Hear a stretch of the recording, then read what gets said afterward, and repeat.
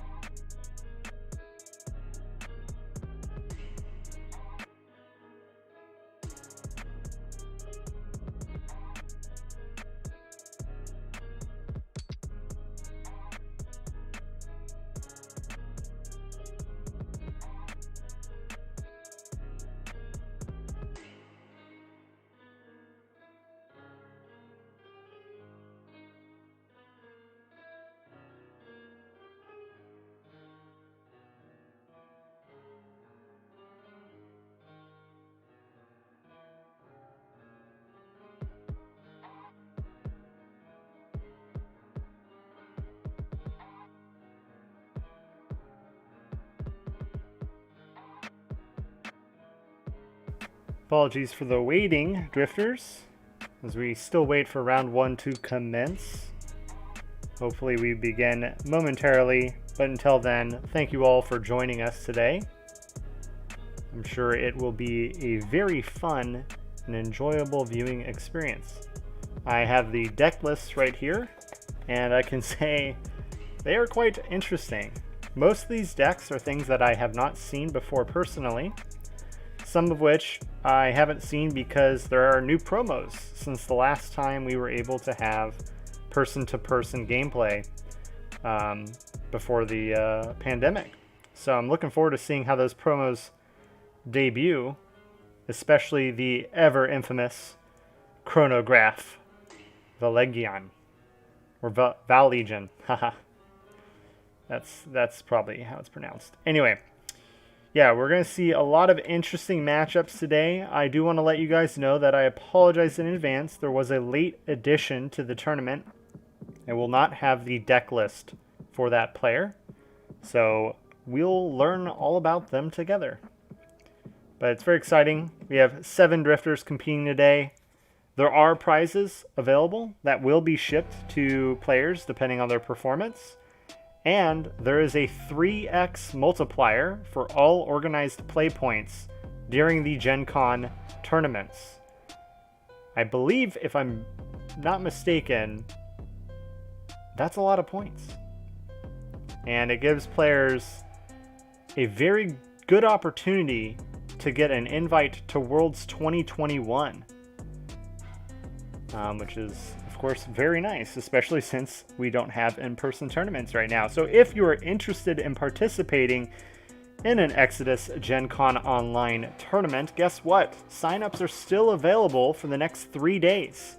The Friday, Saturday, and Sunday tournaments all still available. And you can hop on in there and join. Let me bring up that event list to get some idea of what times and days we got going, just for you.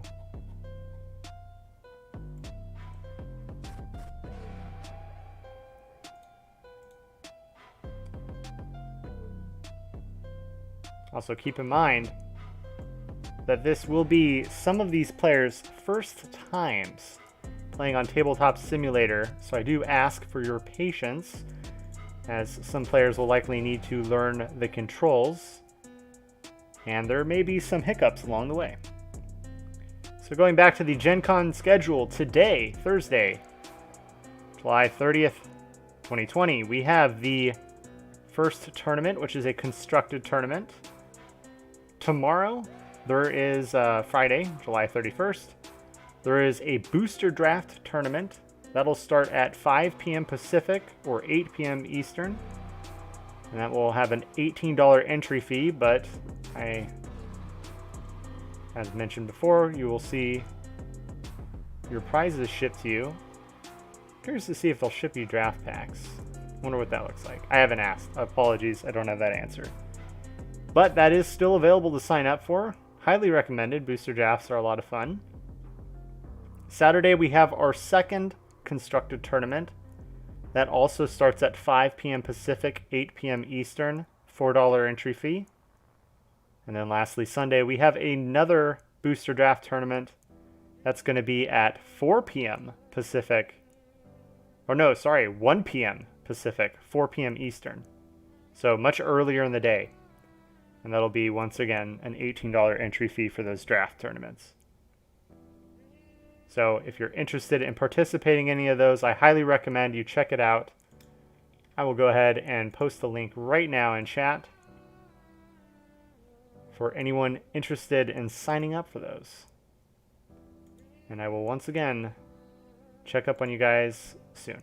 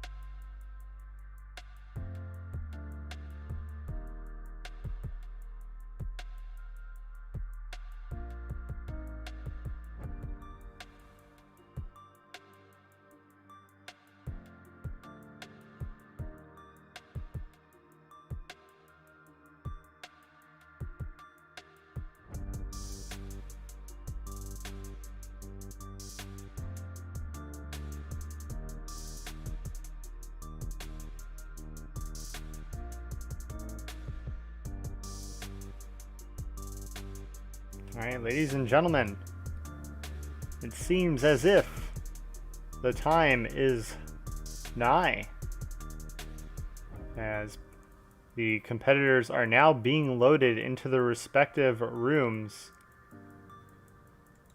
and we will begin shortly. Once again, I will be broadcasting the feature match.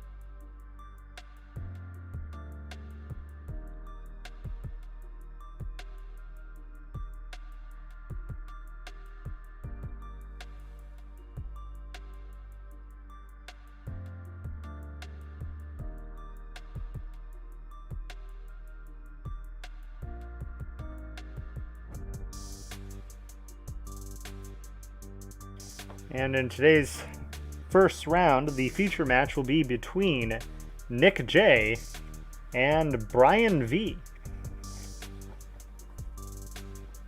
Both players I'm excited to see compete here. I can't speak towards either of their experience levels, although I know Brian V was rushing to get into this tournament. So that will be certainly interesting to watch.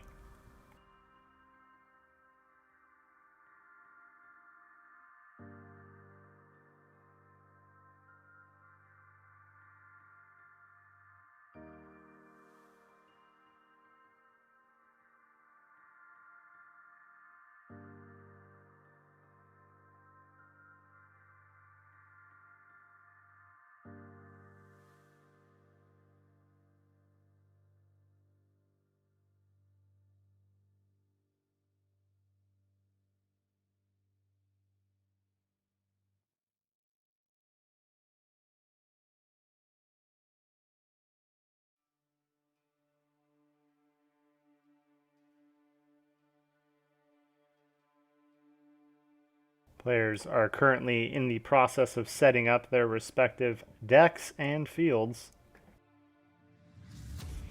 I will give you guys a quick little teaser. There is nobody playing a Harmony Rare that I can see. That is correct. No Harmony Rares. This is a Harmony-less, no Harmony .com tournament. No big surprise here, I suppose. Harmony Rares are certainly one of the more difficult to obtain Exodus cards, and their benefits are certainly very specific. You gotta really build a deck around them. And oh baby, we have a lot of Chronos today, so no Chrono Harmony Rare. And don't worry, the screen will change to the gameplay once it actually looks like it's ready. Players are still just setting up and getting used to their respective fields. In the meantime, I don't want to talk too much about the current deck list. I want to keep this a surprise until we get into it, but let's talk about the current state of the game. First off, this season, Season 3 of Exodus, as you guys may all remember, is a 2v2 season. However, the Gen Con tournaments this weekend will all be 1v1. Great opportunity for players to flex their interpersonal skills. That being said, keep in mind that in 1v1 matches, your deck can contain any creature type you wish, and we will certainly be seeing a lot of them. In 2v2s, however, your deck can only contain either all Chrono or anything else. So for instance, in a 2v2 deck, you cannot have both a Chrono and Angel in the same deck. You can either only have Chrono or you have 0 Chronos in your deck, essentially. But in 1v1, those rules do not apply. Also, in case you haven't been keeping up with the ever-changing landscape of rules, the person who goes first is a little different these days. Back in the day, for seasons 1 and 2, every single match in a round required that you randomly decide who goes first. So if you went first in the first match and you won, in the second match, you might potentially still go first if you were randomly chosen to. However, they recently changed that rule. Now whoever loses the very first match will always go first. Well, actually, they always have the choice of going first or not in the second match. And should they manage to win and there be a match 3, then the player who lost match 2 gets to decide if they want to go first or not. Typically in Exodus, going first is a significant advantage. There's very few times that you want to go second. But regardless, it is a very nice ruling change. And looks like players are drawing their opening hands right now. I'm going to go ahead and let you guys begin the viewing. And here we go. Once again, to reiterate, we have Nick J versus Brian V today.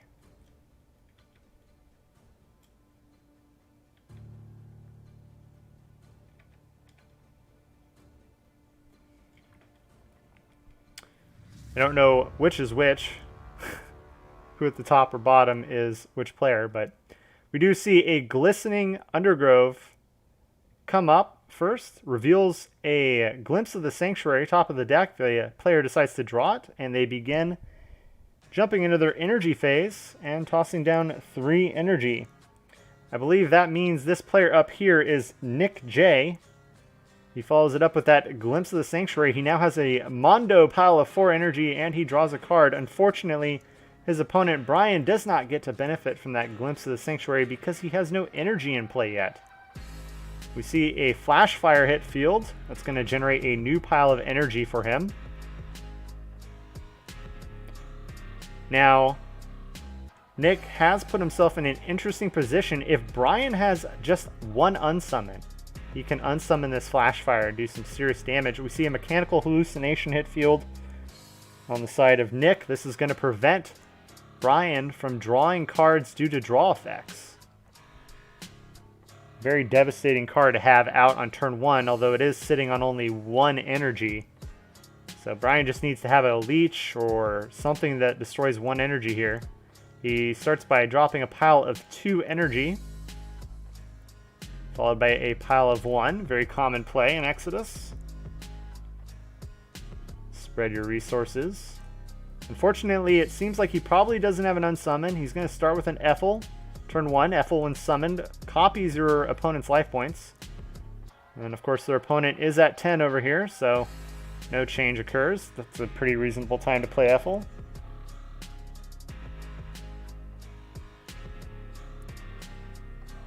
And I'm going to take the time to respond to something. There you go. And it looks like Brian may be ending his turn here. Yes, he is. Nick drawing his next hand of 3 and 3. You have to be careful here. He might accidentally shuffle his deck, and he drew his entire deck. As I mentioned earlier, this is a lot of people's first time using Tabletop Simulator.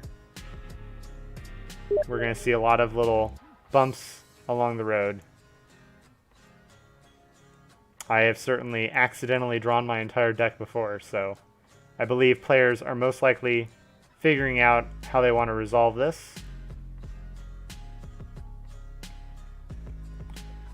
Learning moments for everyone.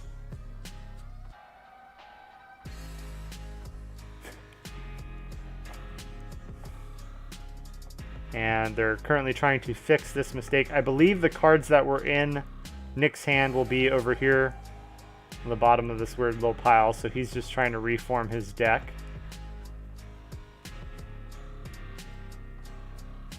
I have a feeling we'll see a lot of little things like this, but it's no big deal. At the end of the day, if you take the game too seriously, are you really having fun?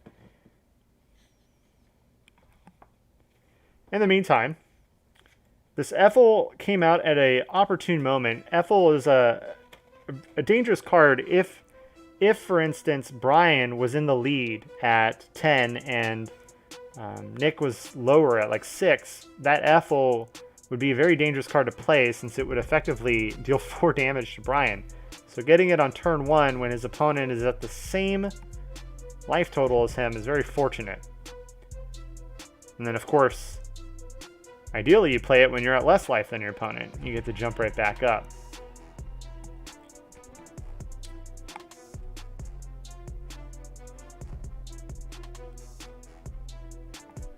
So in the meantime, we're going to sit back as they continue to figure this out. Just a reminder, this stream is heavily delayed to prevent cheating. So if you do have a question for me in chat, please specify what you're referring to so I can respond via text. Otherwise, I am very far ahead of you. I am time traveling right now. Anywho, looks like they're still trying to figure out what should be in Nick's hand. This should hopefully give Brian plenty of time to think about his next strategy. As I mentioned before, I don't think Brian has an unsummon in his hand. He would have been able to play that to knock out this flash fire the moment it was summoned, and that would have heavily punished Nick. And taking a look at his deck list, I can actually confirm Brian does not have an unsummon.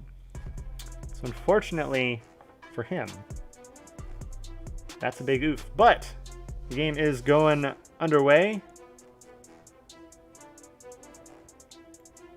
And we see a pile of 2 and a pile of 1 enter the side of field of Nick.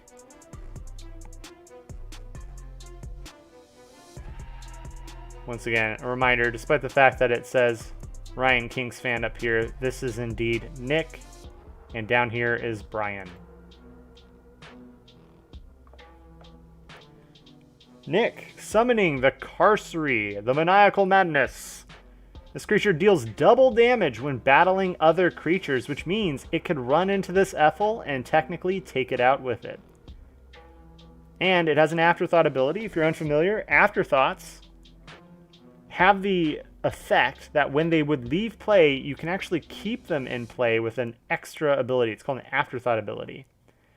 And it looks like Nick might be doing that. He runs into his opponent's Ethel, taking it out. And he turns his Carcery into an Afterthought. If he controls one uncommon, common, and rare chrono in play, he won't lose life points due to costs, effects, or abilities.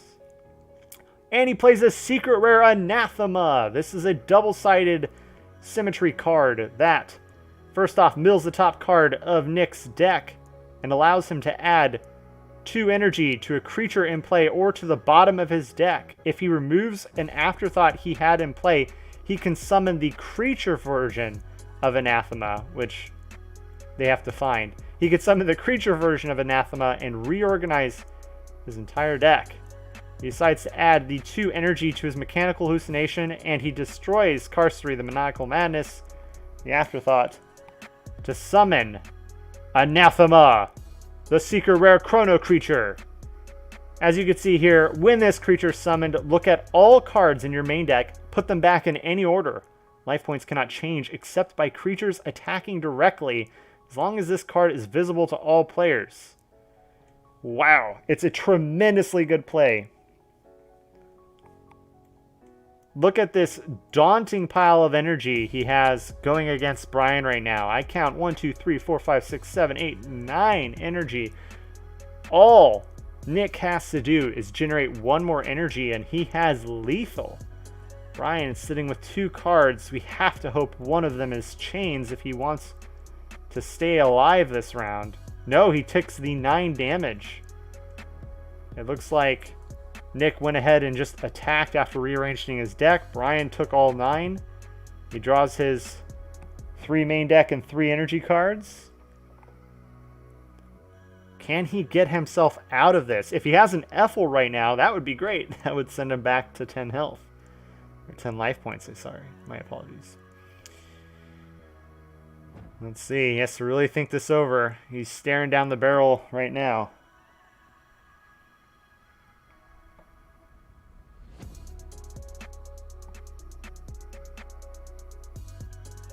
Alright, he's entering his energy phase. Decides to build up a pile of 3 here.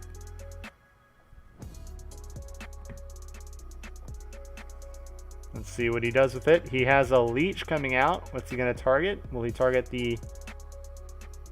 Looks like the frost... Or sorry, the flash fire is the target of this leech. Where is he adding that energy to? That pile of 3. He's going for a big pile.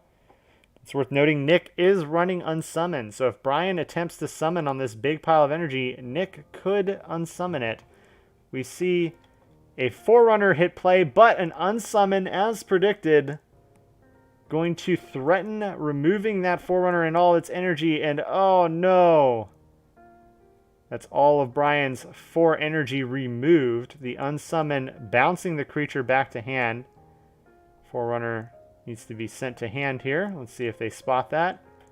Unfortunately, that 4 energy loss is devastating for Brian. Let's see how he responds.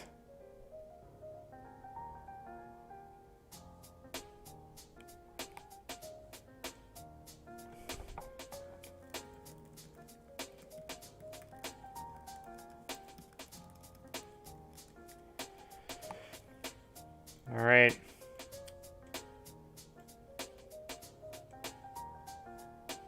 Looks like Brian did concede match 1 of the game.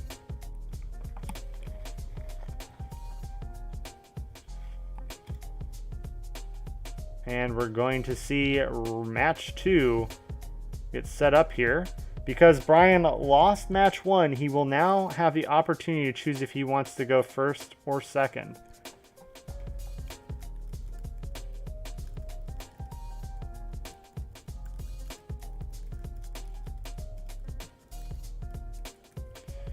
Alrighty. Let's see what the players decide to do here.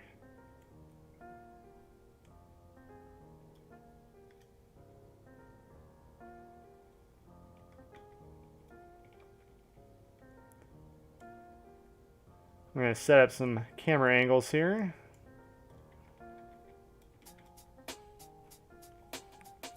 Players have drawn their opening hands.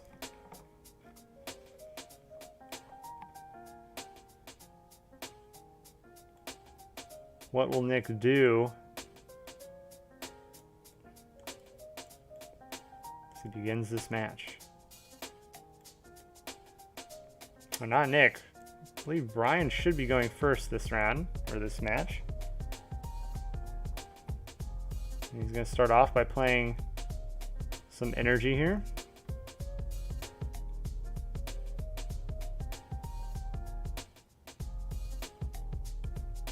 Big pile of 3. He's going to summon a Silent Irregularity. Very awesome chrono creature here. Whenever this creature goes to the graveyard, he gets to add an energy beneath his main deck or to a creature in play. Or he can also make this into an afterthought to ignore life point requirements on his cards.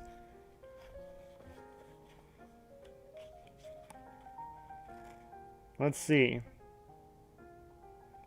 Yeah. Now I do want to point out, I didn't name these decks. Nick has a Chrono Creature Swarm deck. Tons of Chrono Creatures in Nick's deck. Brian, on the other hand, has a very rainbow kind of deck. Tons of different creature types going on in there. Looks like Brian passes the turn over to Nick. Keep in mind, because Brian went first this round, he cannot attack on his turn. Nick, however, going second can. He opts to throw out 3 piles of 1 and a Carcery. The Maniacal Madness hits field on a pile of 1. And a Hazardous Brigantine has come into play. This is one of the best cards this season. Absolutely devastating card that can move between zones, and whenever it's a chrono, it can destroy one energy. Brian responding with a Sandblasted Source. Target an energy play and send it to the owner's hand, and then he gets to add an energy beneath the main deck or to a creature in play. Looks like he's going to be targeting the Carcery here. Great choice. That's going to bounce that energy back to the owner's hand. So that energy should be going to Nick's hand here. Meanwhile, Brian's going to be adding an energy to his Irregularity. He did manage to remove this Carcery. Looks like Nick caught that and added the energy back to hand.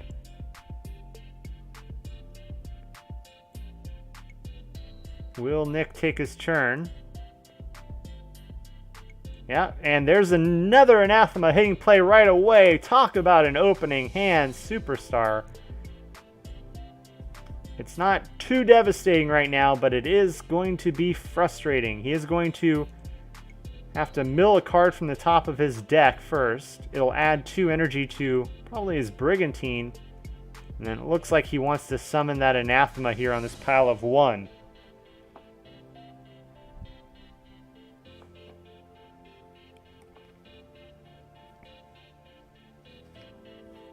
Alright, looks like he's doing that. He mills the top card of his deck. It is a Flash Fire. No big loss there. He's going to add 2 energy to his Hazardous Brigantine, putting it at 3. Now, fun fact here, he does have a way to have his Hazardous evenly trade with this Silent Irregularity. He could have the Hazardous run into Irregularity, dealing 3 damage. Hazardous becomes an afterthought, which means he could then sacrifice it to blow up the final energy on Silent Irregularity. Secret Rare Anathema hitting play again. This will allow Nick to rearrange his deck in any order he so chooses, in addition to being immune to all life point changing abilities.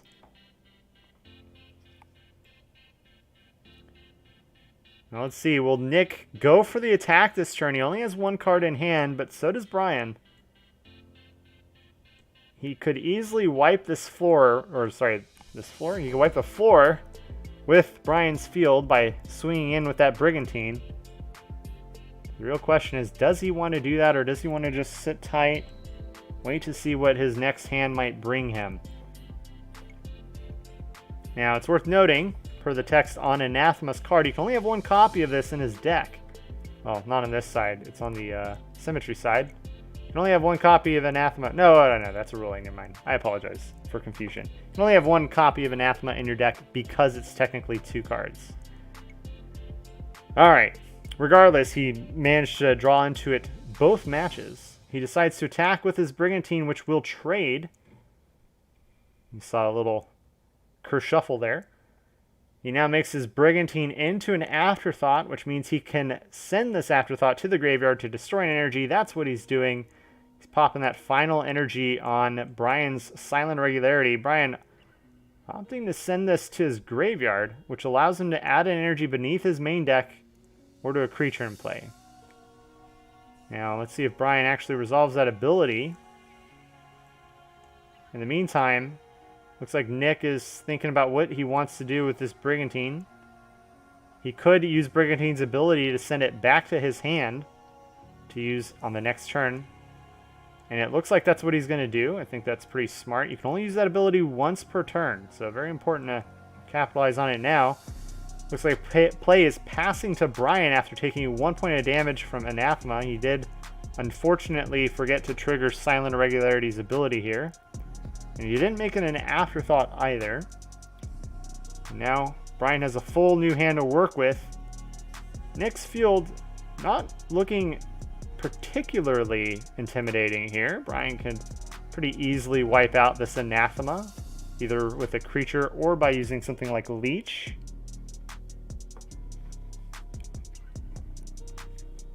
He's going to start with a pile of 1 and a pile of 2. Let's see what's going to follow up here.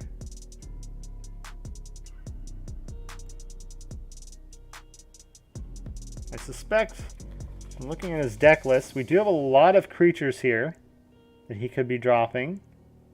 He only had one Silent Irregularity in deck. And that is now in his grave. Looks like they might be discussing something here. Now, if you're unfamiliar with the rules of Exodus, Brian, if he wishes, could change where this energy he just played, how it's organized. It looks like he's just going to straight up pass his turn over to Nick, however. Nick drawing a brand new hand of cards. It's very interesting to see. To me, that tells me that Brian may just have a hand full of symmetries, which we have chains, which is extremely important. Maybe another Sandblasted Source. Looks like Nick is going to drop down his 3 energy he just drew in one pile, as well as the 1 energy he gained earlier from the Sandblasted Source. Glimpse of the Sanctuary hits field. Both players gain an energy to a blank pile, but Nick gets to draw a card. This is certainly a turn Nick could win if he has the right cards here, and that's assuming that Brian does not. However, Brian's sitting with a hand of 4 main deck cards, surely has something he can play.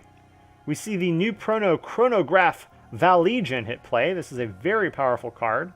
It allows Chronograph to attack opposing Afterthoughts or turn all of Nick's Afterthought creatures into essentially forces to attack with. And as I predicted, we do see the chains come out from Brian. It's never really a game of Exodus without some chains. Does Nick have a Crystal Cove in hand? He might, but he doesn't play it. He opts to end his turn by activating Brigantine's ability to change it into a Afterthought. No? Yes. And then we see still in end phase. Oh, it looks like Brian is responding to the activation of Brigantine. You may move 1 energy from a creature or pile on the field to another creature or pile on the same side of the field to target 1 Afterthought in play and shuffle it into the owner's main deck. He has shuffled Hazardous Brigantine into Nick's deck. Very well played by Brian. That gets rid of a huge threat on the side of Nick's field.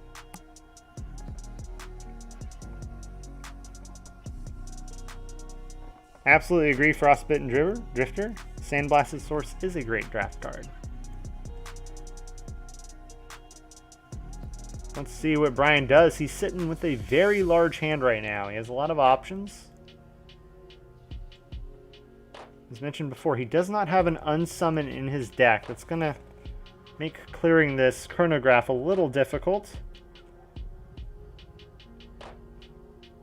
But he does have some answers to this. Now, from looking at Brian's deck list, it very much looks like he is trying to hate build against Chronos. He has a lot of anti-Chrono cards. Will it serve him well is the question. Had an unfortunate match 1. Right now he's looking pretty strong. He's keeping even pace with Nick. We see a Treeforge Complex come out, but unfortunately Anathema prevents life points from changing except by creatures attacking. So this complex cannot deal damage to Nick.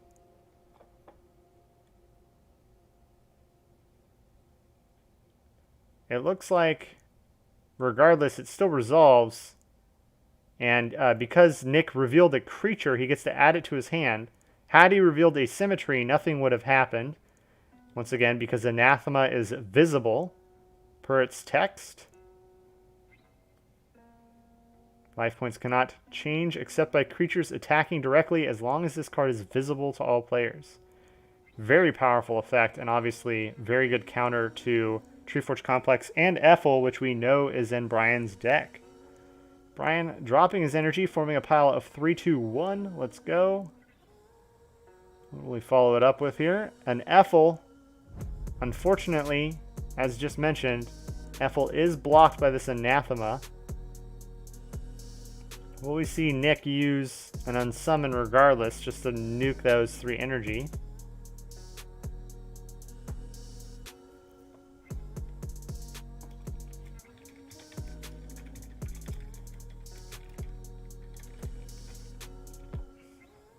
I've gone ahead and queued in the judge for this match.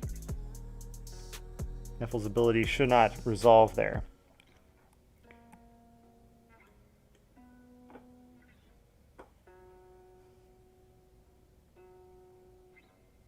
Meanwhile, as we wait, Brian is thinking on what he wants to do.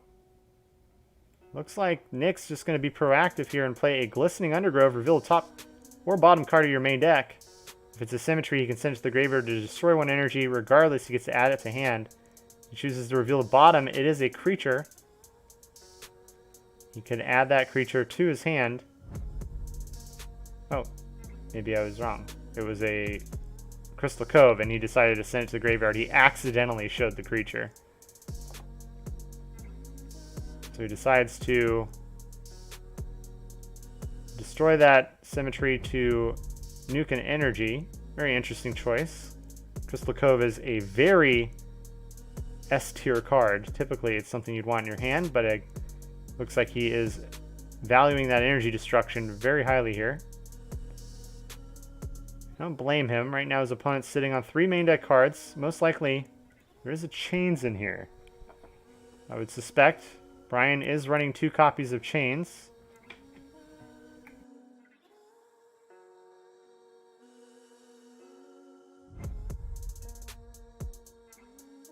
We see another Glistening Undergrove come out on the side of Nick. He's revealing the top card of his deck. It's a Forerunner. He can add that to his hand if he wishes. Chooses not to, interestingly enough. Decides to play an Unsummon on that Ethel. Nick must have just now drawn into it. And it looks like Brian is responding with his own Forerunner. And it looks like, how many does he have in his deck? He does have 2.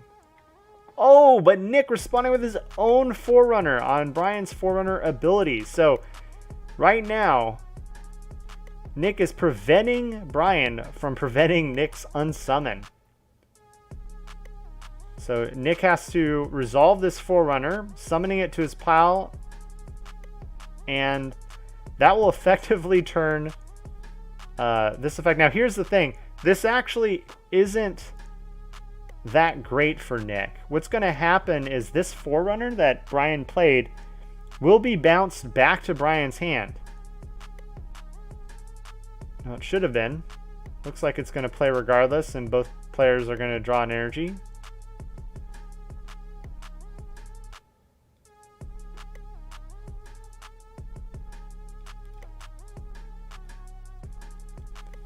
As we see what Nick is doing here, he's going to play down some more energy.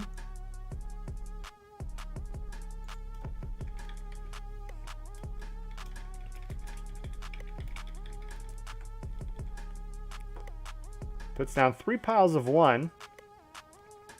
And starts with a Roro. Uh-oh, Scoob. And it looks like Brian's going to respond with a Leech. Now, Nick likely wants this to happen. And unless he's responding with another Forerunner of Ellipses, or Eclipses, to convert that Leech into a draw 1 for both players. And it looks like that resolves, both players drawing 1. The Leech effect fizzles. Well, not fizzles. The Leech effect becomes each player draws 1. Nick dropping a Glimpse of the Sanctuary. Each player may add an energy to a blank pile and draw, and then Nick draws a main deck card.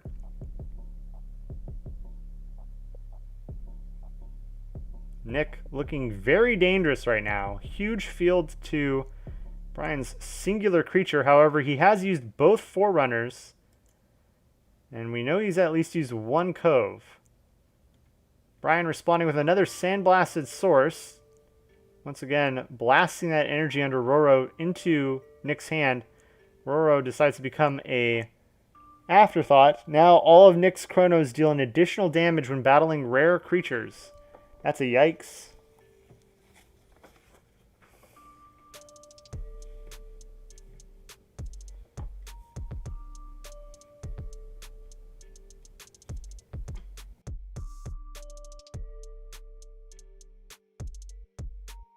And seeing some consideration here. Brian really needs to have chains in his hand here. He's going to be taking a lot of damage. With that Roro as an afterthought, Nick's Mechanical Hallucination could just run right into Forerunner and destroy it in a trade.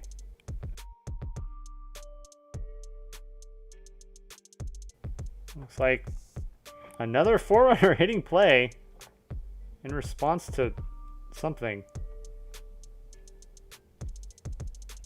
You might just be summoning it, which you can do. You can summon it. You don't have to respond to something with it. You can just summon it from hand.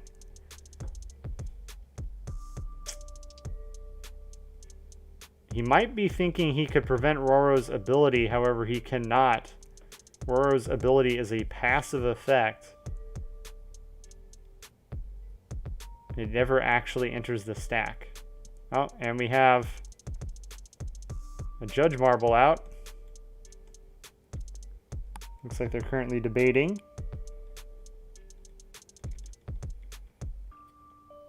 In the meantime, score still 10-10, although technically Brian should be at 9 right now.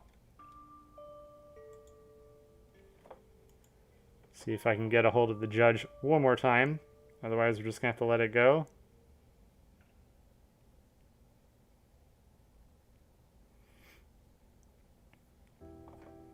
In the meantime, they're still discussing what went horribly wrong here. I'm just kidding. Pink marble does mean that the judge has to make some kind of rulings clarification. My guess is most likely Brian believes that Forerunner should be able to negate Roro's afterthought ability. However, once again, as I stated, Roro's ability is a passive one, his afterthought ability anyway, which means it never actually enters the stack. And Forerunner can only target creatures in the stack specifically. So it looks like the judge did rule in that way. Forerunner summons itself, however, it does not convert Roro's effect to anything. Or did not negate Roro's effect. Unless, oh, something's happening here. Looks like Nick did trade that mechanical with the 3 energy Forerunner.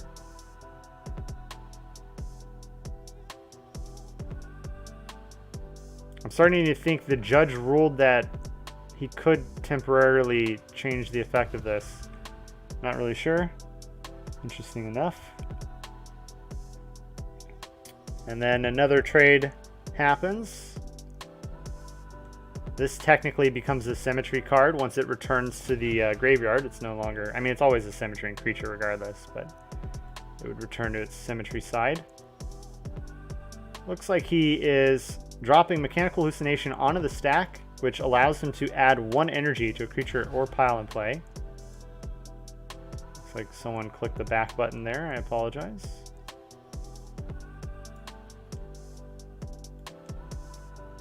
So yeah, as I said, it looks like he's trying to use Mechanical Hallucination's afterthought ability to add an energy to a creature or pile in play. This will allow Nick to deal upwards of 7 direct damage here. Also, don't forget, he does have this chronograph, which, if that somehow becomes an afterthought, Nick is very dangerous. So he's going to add the energy to the Forerunner.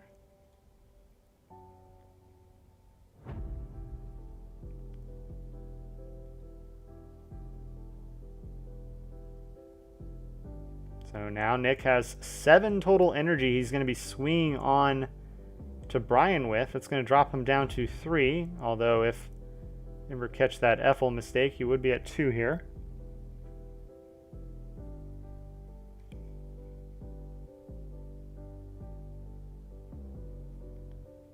And this leaves Brian on the back end again, as he's going to have to recover from this.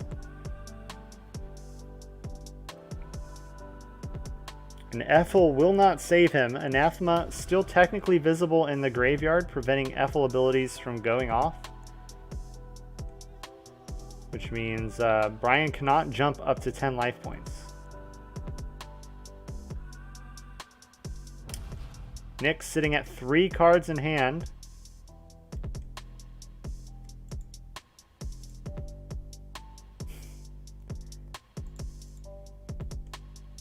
Sorry about those little prompts. Holy cannoli.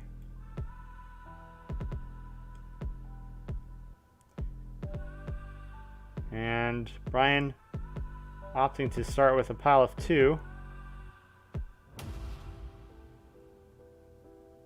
Followed by a pile of 1. What can he do here to get out of this situation? This is critical for Brian. If he loses this match, he loses the entire round. So, can he make a comeback here against this intimidating board that Nick has built for himself? He summons a Flash Fire. That's a pretty good drop here. Going to generate an energy for him on summon and on attack.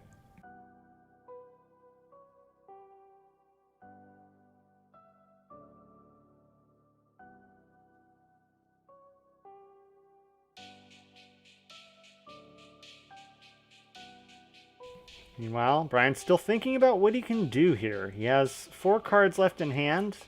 As I mentioned before, his deck is a ton of creatures. We see a Mystery Driftwood hit play. This Mystery Driftwood is going to allow Brian to attack directly if he so wishes, but it will cause the Driftwood to explode and self-sacrifice. Alternatively, he could let attacks go through his Driftwood if he wants to keep the Driftwood alive. Unfortunately, not the card Brian really needs here. It will help block for him, but it will not save him. Now, if his opponent was at 1 life point, that would be very dangerous. This Driftwood could just swing in. A Bastion, the World's Hollow hitting play. When this creature is summoned, each player must reveal their hand.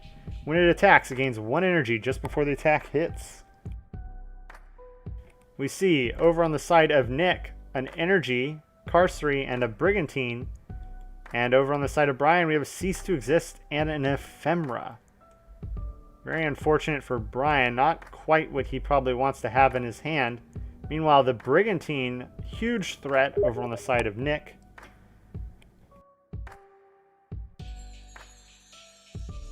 Meanwhile,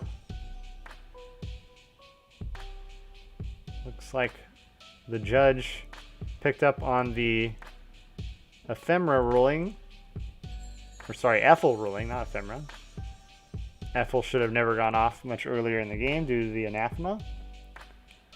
So Brian, sitting here, he might just pass his turn and hope that these creatures can serve as some kind of blocking force. Maybe he'll run his Flash Fire into this Forerunner of Eclipses over here on 1 energy. That would allow Brian to generate a new energy.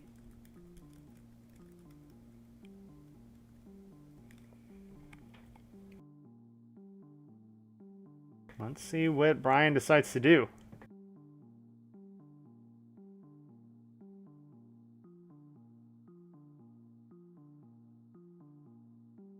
He's debating. He's thinking, can I attack with Bastion and generate 1 energy? Bastion survives. It looks like it's exactly what he does. No. Bastion should remain in play with 1 energy here. Just before the attack hits, Bastion generates that energy, which would put it at 2. Oh, but Roro effect. Chronos you control deal 1 additional damage when battling opposing rare creatures. Although he attacked the Shardfolk Mushfolk. Let's see.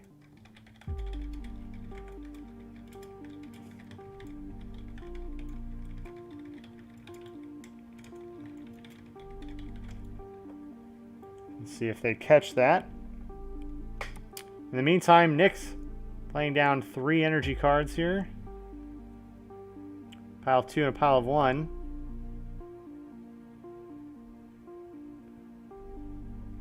Flash Fire, Nebulous Haze hitting the pile of 2. It's going to generate a new pile of energy for Nick.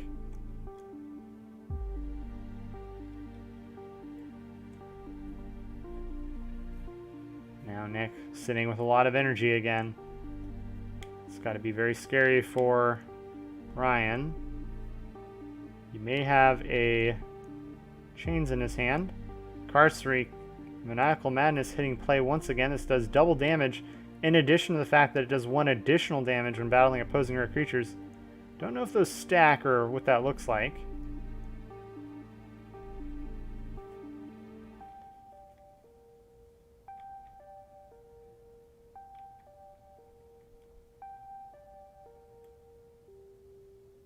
Meanwhile, we're going to see the Hazardous Brigantine hit a pile of 1.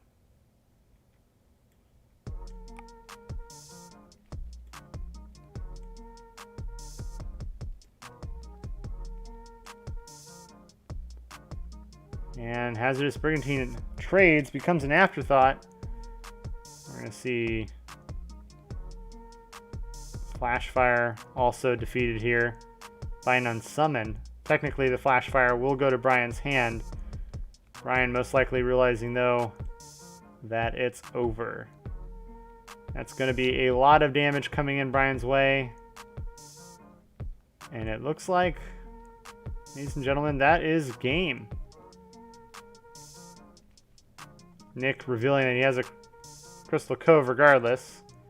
And Brian revealing that he had a Cease to Exist and Ephemera. Well played. Good effort by Brian here to come back against this ever-building Chrono Swarm, as I mentioned before. Lots of Chrono creatures in this deck.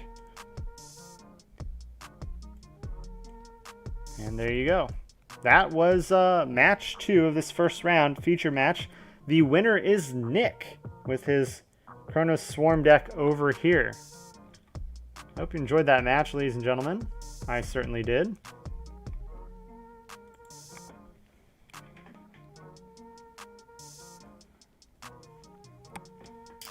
And in the meantime, let me see if I can get us into another game.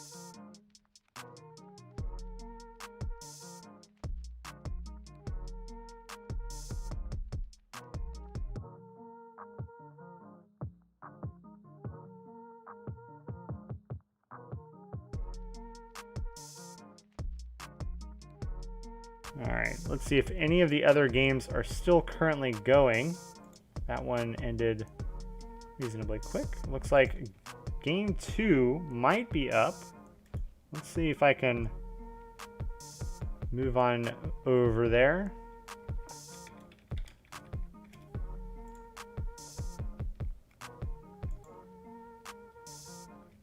One sec, gamers. So what'd you guys think of that first game? You guys like Nick's deck, or did you prefer Brian's deck? Brian's kind of rainbow build, so to speak.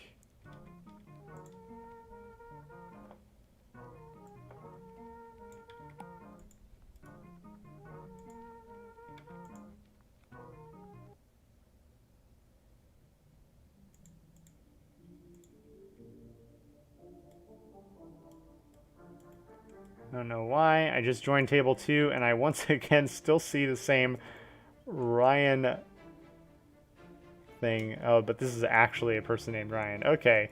All right, let's kick this game on. All right, can we figure out who is who in this matchup? It looks like to my left, somebody named Jay Jellison. Yes, this looks like on my left is Ryan J. playing a hybrid Chrono Reveal deck, which is very interesting. You can kind of see it here with the Langus and the Flashfire. He has 4 life right now. And then over on the right, you see with 3 health, who might this be? Process of elimination. I suspect this may be Zach C., veteran Exodus player on the right. Don't know what match this may be. Now let's follow along as it's currently Ryan's turn. You see, it looks like he might have just triggered a Langus ability and revealed some cards.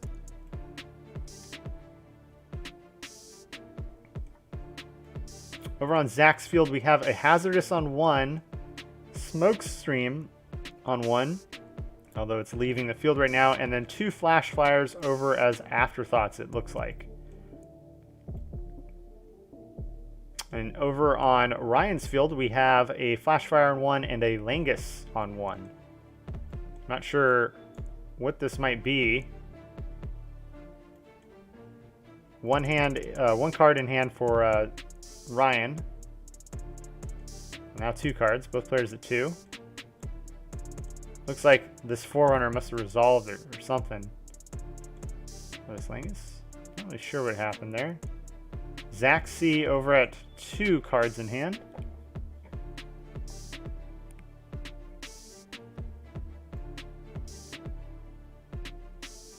Unsummon coming out. Nope, that's being revealed.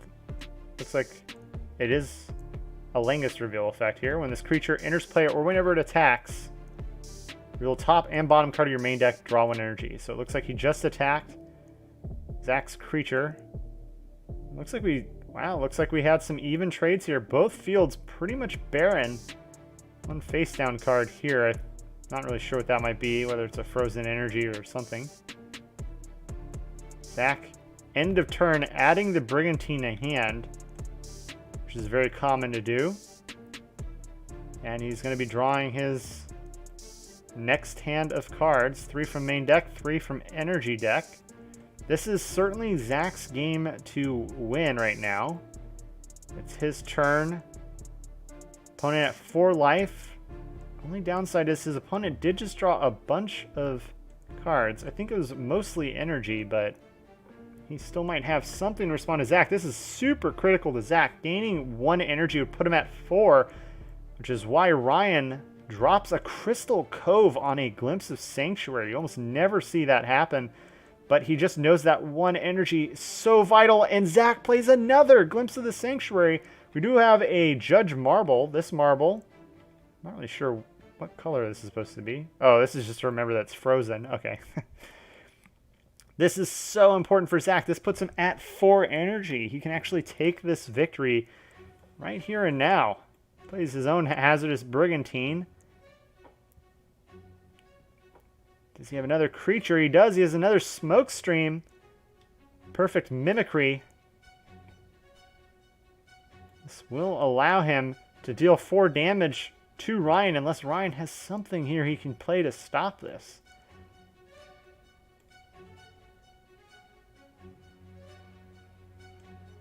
Looks like Zach threw out an Anathema, milled the last card in his deck, which was a Chronograph, and is adding 2 energy to the Smoke Stream. He didn't even need those Glimpses of the Sanctuary. He had it anyway.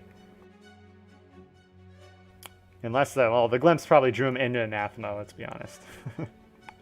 But he is sitting at 6 total damage right here. And it looks like Ryan does indeed take the damage. He is sitting at 0. And he reveals, yeah, I had an energy, a Brigantine, and a Langus in hand.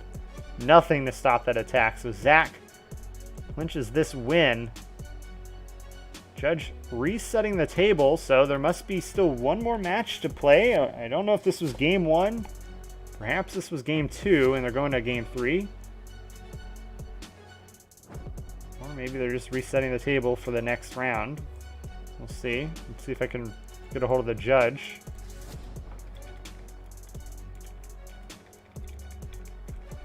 See if I can get a bead on what game that might have been.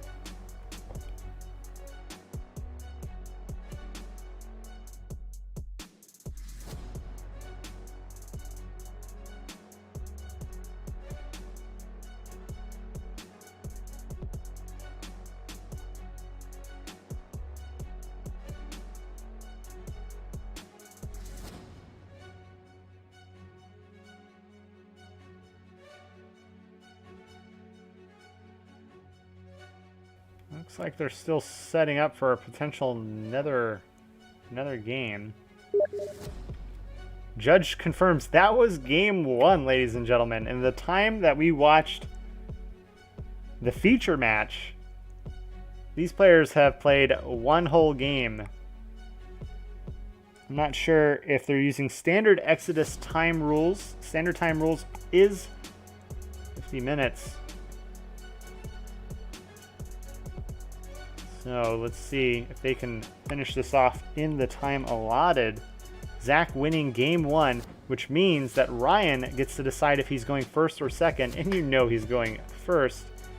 Such an advantage. He's going to start by throwing out those beautiful set 5 energies. Pile of 2 and a pile of 1, very common to see. Starts with a glimpse. That is so good on your opening turn. Your opponent has no energy to benefit from that glimpse of the sanctuary yet, which is so critical. Just one energy can make or break your game.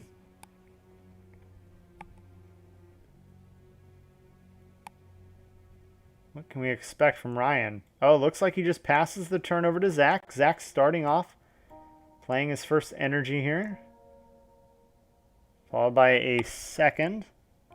Once again, as I mentioned before, until the board state changes in some way, a player can actually redistribute the energy they just played if they change their mind. Zach, moving to creature phase, summons a Flashfire Nebulous Haze. This is going to generate an energy for him, and he can immediately attack for 2 damage if he wishes. Hazardous Brigantine coming in on a pile of 1 as well. That is devastating to see in the first turn of the game. Hazardous Brigantine means that Ryan has to suffer through this for the rest of the game.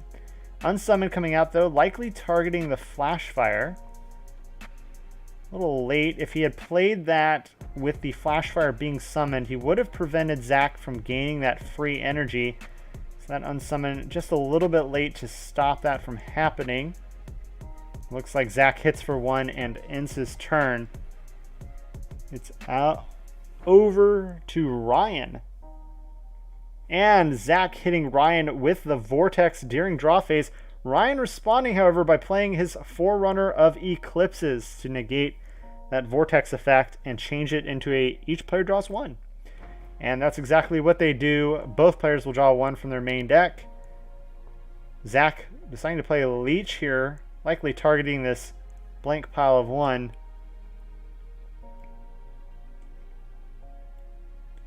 It's worth noting, while Zach's field might look a little weird, we do have a Forerunner, a Flashfire over here as an afterthought, and a Hazardous sitting on a pile of 1. I know you guys have a hard time seeing these cards. Please note, I'm doing the best I can. It's hard to get a view of the entire field in Tabletop Sim. It's just so large. We see Ryan dropping multiple energy here. Look at that gorgeous artwork. It's even better foil. He makes a pile of 2 and a pile of 1, and we see another Glistening Undergrove coming out. It seems to be a popular card right now.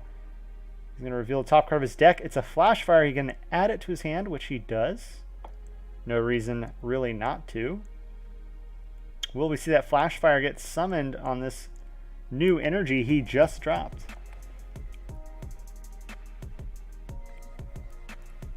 And we're going to see a Mechanical Hallucination dropped on that pile of 2, followed by the Flashfire on the pile of 1, which will generate an additional pile. In case you're unaware, Mechanical Hallucination's passive effect: while this creature's in play, your opponent can't draw cards due to their own card effects or abilities. It means no Glimpse of the Sanctuary, no Forerunner, no Glimpse of the Sanctuary. I should correct myself. No Forerunners if Ryan plays a Forerunner. Looks like he decides to trade. His Flashfire runs straight into the Brigantine, generating another pile of energy.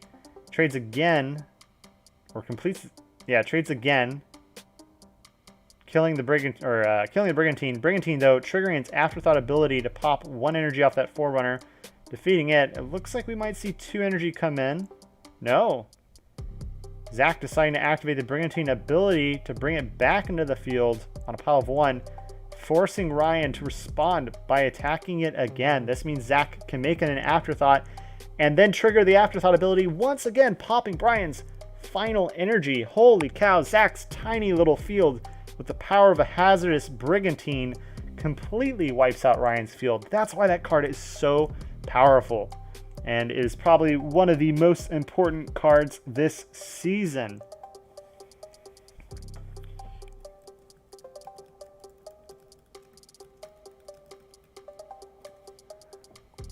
Zach throwing down 3 piles of 1. Very interesting. Zach's deck is a Chrono Beatdown / Energy Destruction focused deck. He doesn't care if his creatures get destroyed, he actually wants them to be destroyed for those amazing afterthought abilities. He plays Caustic Silhouette, where he can discard a card to draw a card. He discards Hazardous Brigantine. He draws into the main deck card. Plays a Flashfire Nebulous Haze to generate another energy. And he plays a Leech to rob Ryan of one of these energy stacks he has. Once again, Hazardous, so critical. Zach can activate Hazardous Brigantine's ability to now move it to field. So it's as if it was never discarded at all. And he got a free card draw off that Caustic Silhouette. Absolutely phenomenal play there from Zach. Looks like Ryan, however, opts to trigger Forerunner's ability and summons it. He's going to summon it in response to the Hazardous Brigantine ability, causing both players to draw a card. Hazardous Brigantine can no longer move, as its effect has already been triggered once per turn. So well played by Ryan. He prevents that from getting much worse. Oh, let's wait till he's zoomed in. Looks like Zach decides to trade the Flashfire with the Forerunner. Or sorry, yeah, with the Forerunner. That should generate an energy for him, which he left there. And it looks like Ryan might just be taking another single damage. But Zach's board looking significantly better than Ryan's right now. He does have that Hazardous Brigantine in graveyard. A constant threat on the heels of Ryan, nipping at him every single turn. Very annoying to deal with. Ryan, does he have his own Hazardous Brigantine to help counter this problem? And yes, Ryan does have his own Hazardous Brigantine in deck. He really needs to see that come out. Drops 3 piles of 1. He has, of course, a large hand here. What will he do with it? He plays a Flashfire. It's going to generate another pile of energy for him.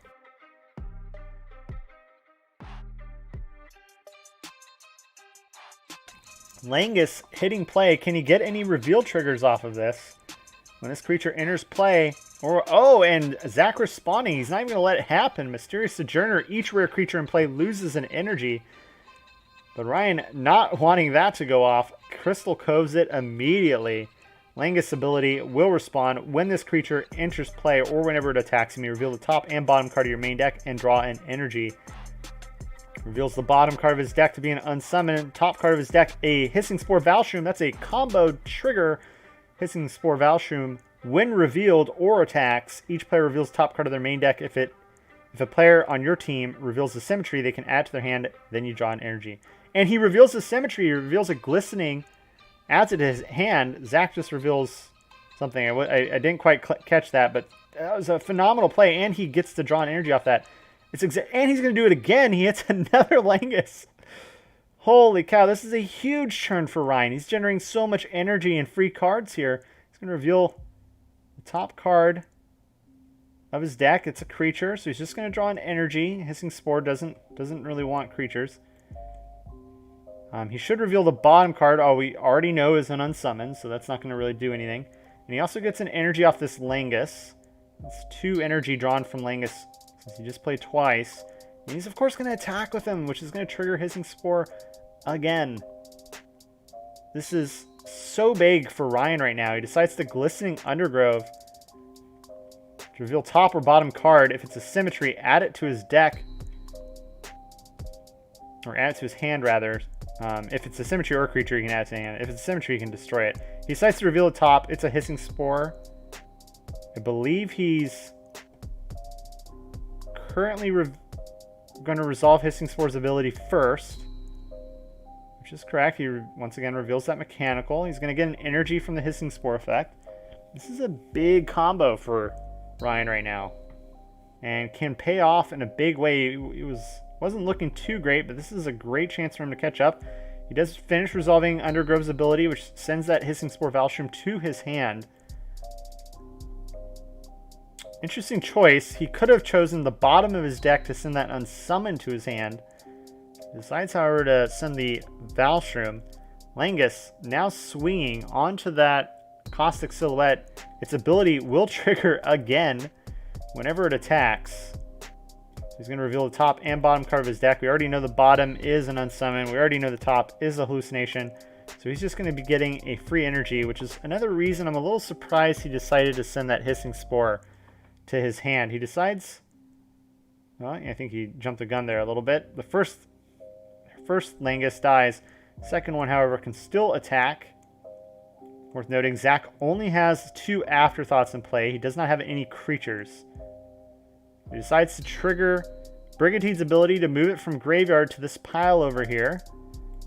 That's going to definitely hurt Ryan here, but Ryan just has so much energy cards in his hand and other things. He's drawing another energy.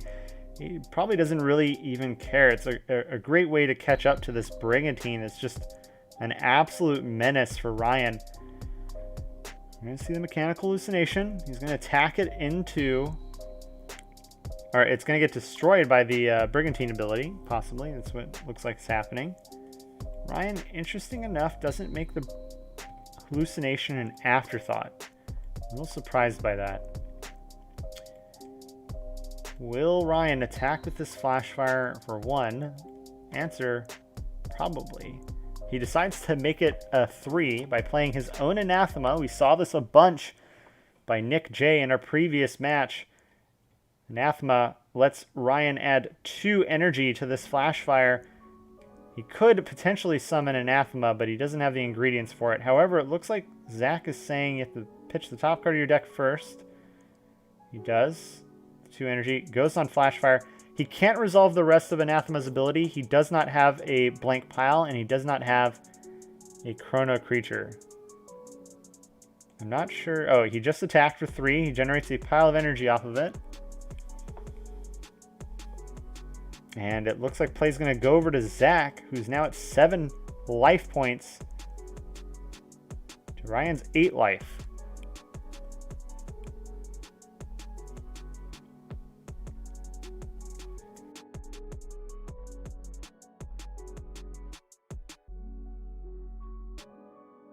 Zach currently considering his options. He knows he has a Brigantine in his grave.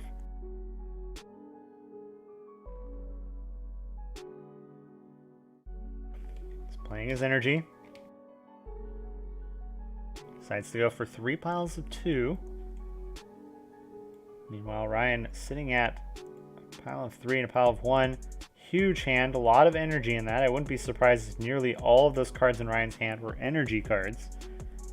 Zach playing a Chronograph Vallegian onto a pile of 1. This is pretty important. That Chronograph may be Zach's win condition here. Certainly thinking about it. I don't believe Ryan should have any responses to anything Zach does this turn. Zach opting to pull out his Brigantine and move it back to this pile of 2. That Brigantine can single-handedly trade with this Flashfire if it wishes. Zach throwing down his Smoke Stream. While this creature is on the field, whenever an opposing creature enters play, you may force it to immediately battle this creature. And a Caustic Silhouette. This allows Zach to discard a card to draw a card if he wants. Not sure if he's playing it or discarding it. Looks like he might be playing this Anathema. Ryan, however, did have a Crystal Cove in hand. So that's both of Ryan's Crystal Coves used. Not sure how many Forerunners he's used. It might have been both. It's going to Cove the Anathema for now. Hazardous Brigantine. Swing in. Oh my, I just realized Zach has a Frozen Vortex card right here. This is going to resolve at the end of Zach's turn and nuke all the energy Ryan had just drawn. That's really unfortunate. Ryan's comeback play there, unfortunately, might just get snuffed out like a candle. Zach needs to unflip this card.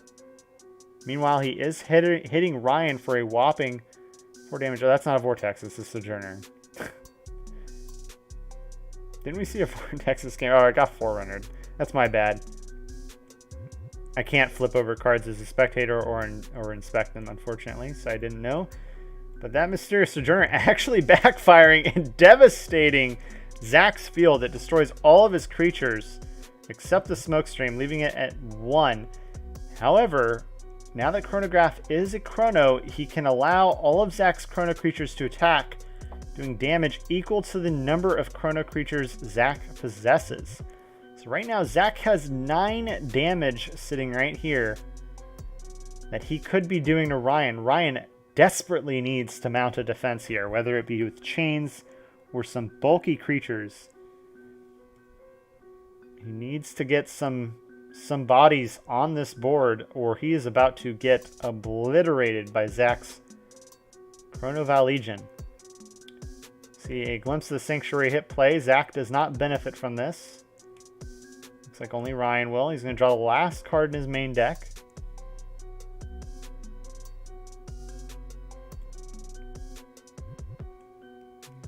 Was it enough? He is dropping the Unsummon. Interestingly enough, that's going to remove the Smokestream. That puts Zach at a whopping 16 damage right here, which could be enough for Zach to actually come back and win this. It's worth noting, Ryan J does not have any chains in his deck. Oh, but it might not matter. It looks like Zach facing down the gun of a barrel. This is 7 energy, which is just enough to defeat him. He spends his Caustic Silhouette in an attempt to draw something to save him. And he might not have drawn it. That is so unfortunate. Ryan drew just enough creatures, to obliterate Zach here. You know that has to be very tough for Zach. He had that game in the bag. But just 1 energy, 1 creature. That was enough. Now we move on to game 3 of this epic showdown. Zach will have the choice to go first or second. Most likely will choose to go first. It was a very close game, though. Zach could have very easily won on his following turn. Unfortunately, the heart of the cards was with Ryan on that one, as players reset the board for the final game between these two.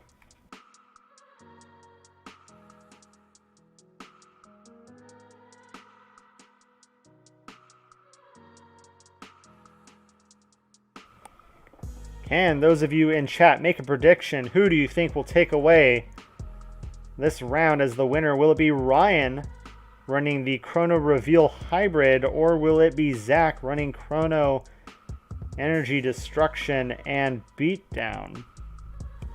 It's really anybody's game. Both of these players seem to be neck and neck every single turn. Zach starting off. Energy hitting the board. Pile of 2 and a pile of 1.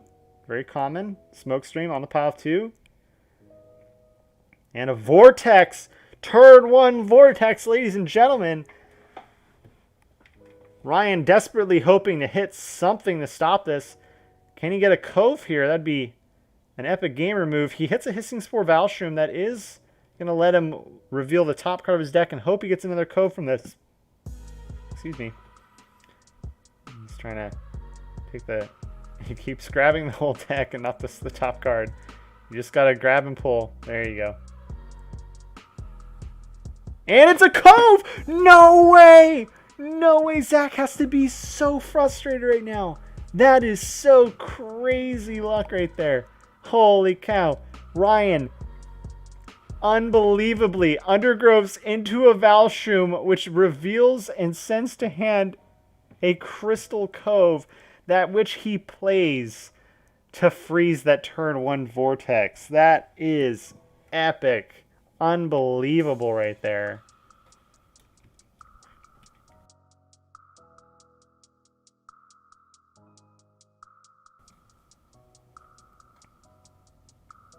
Now, it looks like Ryan did forget to add an energy to hand thanks to Valstrom's ability. He's also going to play an Unsummon. Get rid of that Smokestream. I'm confused what happened here.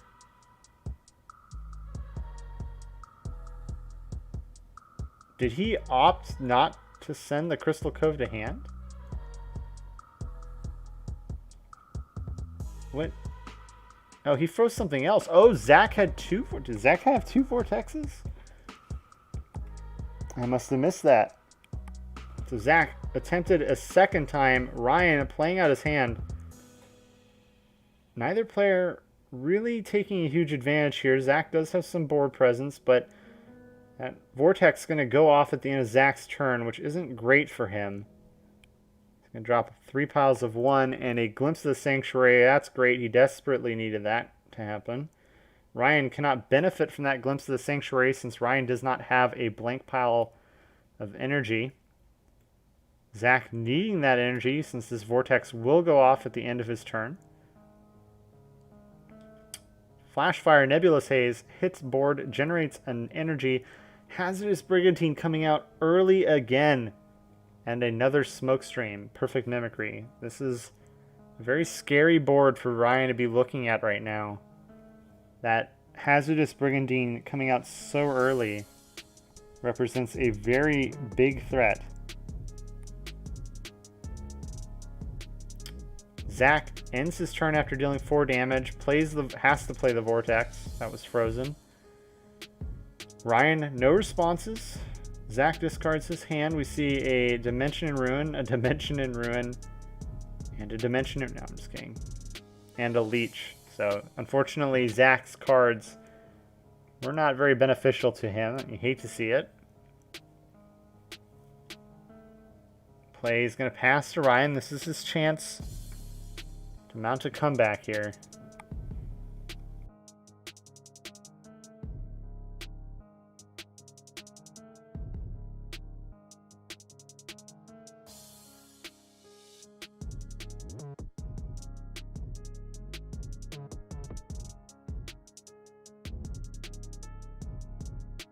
And while we wait for Ryan to think of his turn, it is worth noting this is the last game going on right now during round 1. Hope you guys have enjoyed it.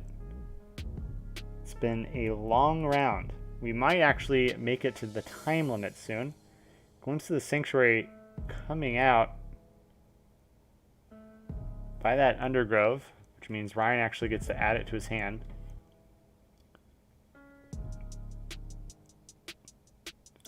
Looks like Zach attempted to leech this pile of 1 that Ryan has. Ryan forerunners the leech, both players drawing a card from main deck.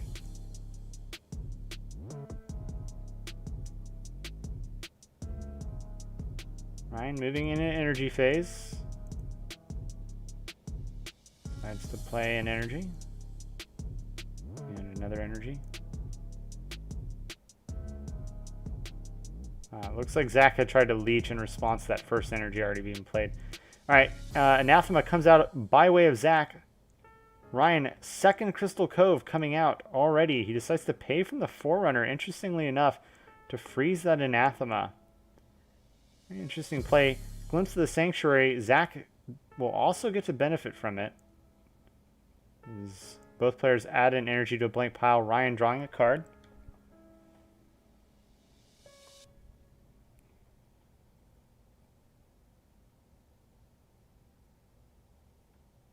Unsummon by Ryan, likely targeting Smokestream.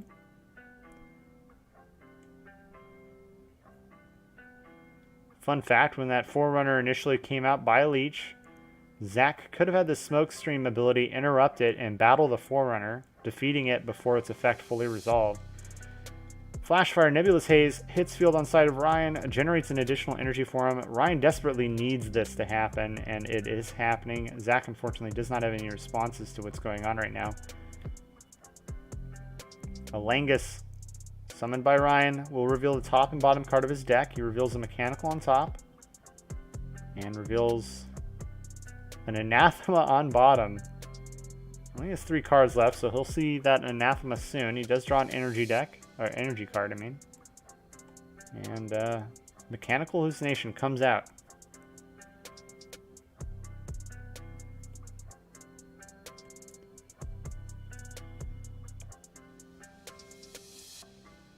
See what Ryan does. Does he just pass this, or will he try to go in? There's a huge threat by way of Hazardous Brigantine. If he tries to attack here, Hazardous Brigantine will pretty much wreck Ryan's field. But he will get to generate some energy with the Flashfire and Langus.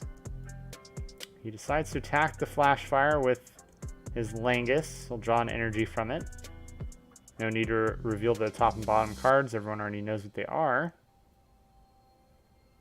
Looks like he's thinking about what he wants to attack Hazardous with.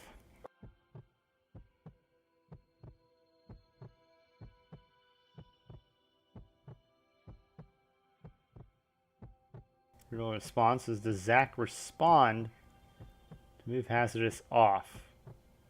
Looks like he doesn't. Mechanical Hallucination trading with the Hazardous Brigantine, both becoming afterthoughts. Zach sitting at a whopping 4 afterthoughts right now. Meanwhile, Ryan attacking with Flash Fire. Zach just letting it happen. He could have moved his Hazardous Brigantine in his pile too. Chooses not to. Now that he has a pile, Ryan activates his Brigantine ability to move onto field, hit for 1. Zach now at 8 life. Once again, not sure why we didn't see this Brigantine pop this Brigantine. Zach probably has a master plan here. Decides to play some piles of 1. We may see a Chronograph followed by a Mysterious Sojourner. That would allow Zach to win this game unless Ryan has a Chains in hand. There's the Chronograph. Do we see a Mysterious Sojourner? That would be devastating for Ryan. We see a Caustic Silhouette. Does Zach trigger Caustic's ability? He does. He decides to discard a Hazardous Brigantine for that Caustic effect. Draws a card. Does he have the Mysterious Sojourner to win this game? He plays a Glimpse of the Sanctuary instead.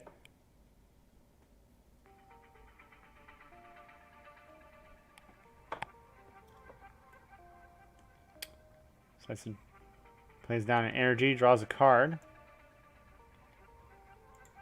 And there's the Mysterious Sojourner. This is crucial. Ryan may lose right here now. Ryan does not have Chains in his deck, and he's about to lose everything here. He's thinking about using Mechanical Hallucination, but Zach can respond by playing Hazardous Brigantine to just straight up pop whatever he tries to do that on. Looks like they're resolving the Sojourner. Zach generates an additional 2. Chronograph now threatening 36 damage right here. Zach throwing out his Flash Fire. Will Zach attack for 36 or not? Keep in mind, Chronograph forces you to either attack with your Afterthoughts or your creatures. You cannot do both. So Zach has to attack with his Afterthoughts and not his creatures he just summoned. Can he? If he attacks with his Afterthoughts, I don't believe Ryan has any way to stop Zach from winning. Only card that could do that would be Chains here. He does not have Chains. Ryan popping the Brigantine on his Flash Fire. Zach, is he going to attack with his Chronos? It looks like Judge is counting, and he is. He's attacking with Chronos. This is 36 damage heading Ryan's way. There's 25 right there. GG. Zach C wins this game, set, and match. That was expertly done. Great game by both Zach and Ryan. Very well played by both of you. And that concludes the first round of Gen Con Tournament 1. We'll be right back.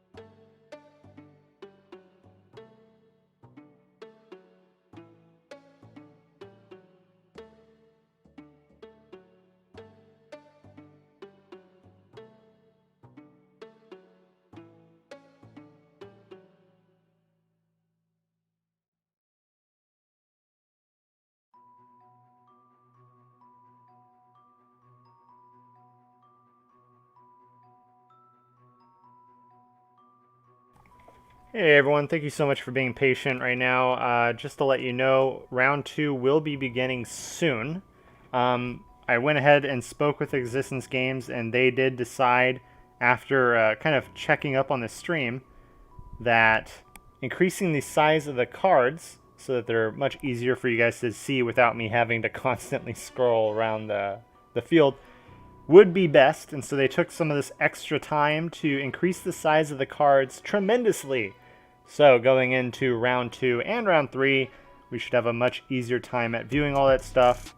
Thank you so much for your patience and understanding with that, and I hope it comes out great when we move into round 2. Moving into round 2, I know that we have seen Nick win against Brian, and we saw Zach win against Ryan. I don't know the results of Game 3. However, it is worth noting we do have a 7th player who had a bye round.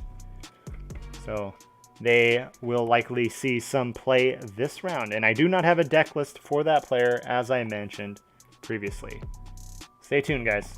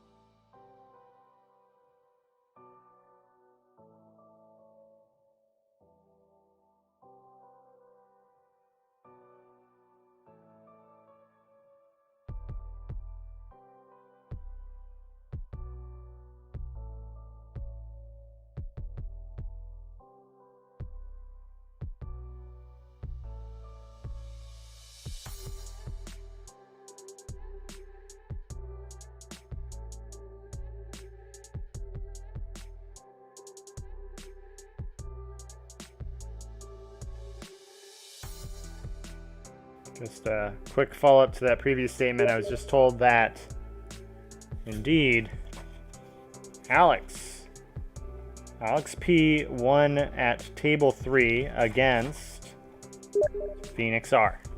So to reiterate, the players with 1 win right now are Nick J, Zach C, and Alex P.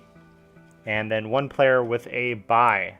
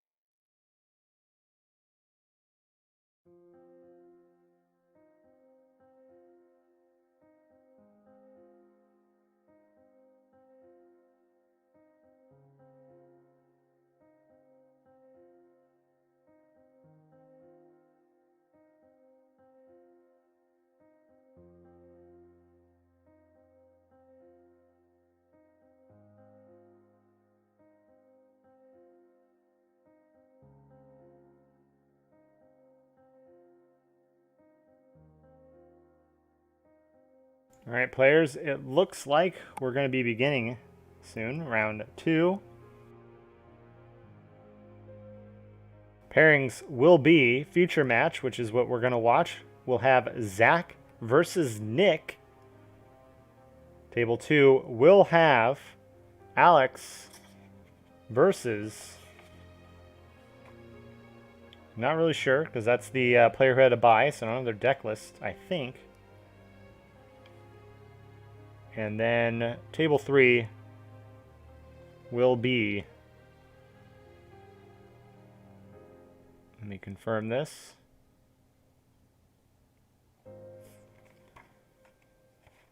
Looks like table 3 will have Ryan versus, I believe that's Phoenix. Fortunately, I cannot confirm without actually being in that room. Regardless, we will be watching Zach play against Nick J. Chrono E. Chrono, ladies and gentlemen.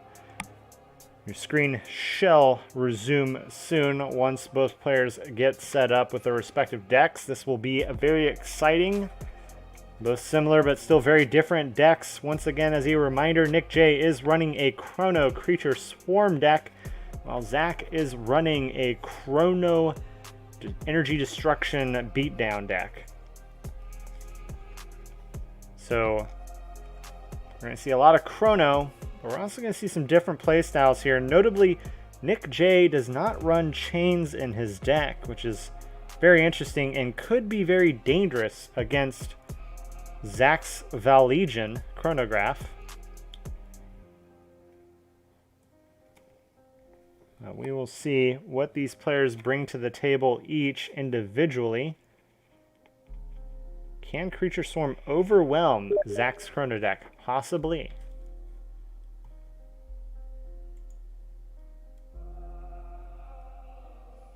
Those players setting up right now. I will go ahead and bring you guys into the game. As you can see, cards are much larger and now cover the entire the little template that we have set up. So I hope that is exactly what you guys want.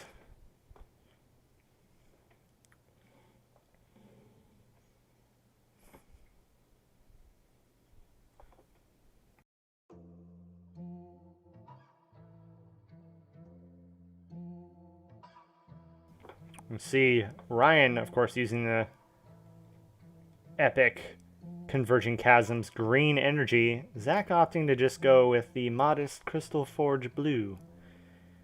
Players rolling to see. Zach gets a 1. Unfortunately, probably not going first. And Ryan, not much better with the 2. We're going to see Ryan go first here. These players shuffle their decks and draw their starting hands. Now, it is worth noting... Sorry, not Ryan. I'm getting used to it being Ryan right there. Nick. Nick is going first. It is worth noting Nick is not running a Vortex in deck, so Zach does not have to worry about having his opening hand nuked. Looks like we're seeing the dice rolled again for some reason.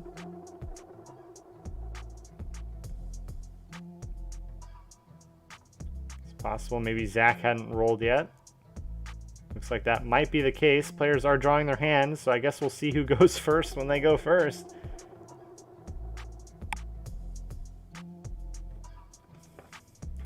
Make your predictions in the comments. Who do you think will win?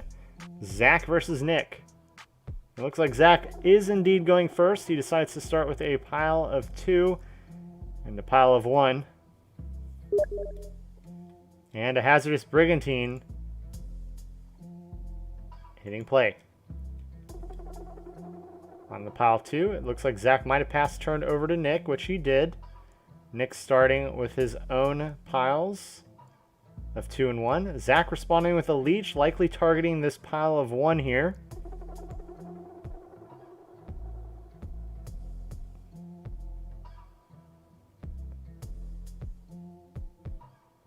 And Nick's deciding, does he want to respond to this? Probably has maybe Forerunner in hand. We see the Unsummon come out, decides to target the Brigantine. Players reminding each other to do a stack in the midline to keep track of what's happening here. This is perfect for Zach. Zach just needs to respond with Brigantine's ability to move it to grave, and that unsummon will fizzle. Will we see Zach do that? It looks like he chooses not to, and he just lets the Brigantine get unsummoned. Instead of sending it back to his hand, Zach decides to let the Brigantine become an afterthought. And that unsummon fully resolves, but now it's Zach's Leech that's resolving, leaving Nick with just one energy. Perhaps that's why Zach wanted to let the unsummon finish resolving.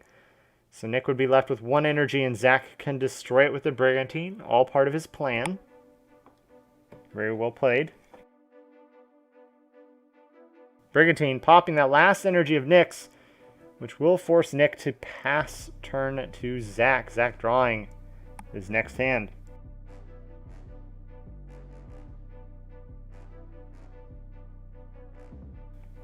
Starts with some energy, and it's worth noting he did bring back his hazardous Brigantine at the end of his opponent's turn. And that pile of 2 there. Starts with a pile of 2 and a pile of 1 and plays a Glimpse of the Sanctuary, which unfortunately for Nick, he cannot benefit from. He does not have any energy piles in play. Zach gaining an energy and a main deck card, deciding whether he wants a 3 or a 1, or 3 or 2, he decides to go to 3. Interesting choice. He knows that Nick has another unsummon in deck. Zach willing to take that risk, putting all of his energy in one spot, throws down the Chronograph Vallegion. Once again, this allows Zach to attack his opponent's afterthoughts. He plays an Anathema. Very interesting here. This is going to give Zach 2 additional energy, provided he mills the top card of his deck. Caustic Silhouette going to grave. Will he send the 2 energy to Chrono or Brigantine? He does send it to the Brigantine.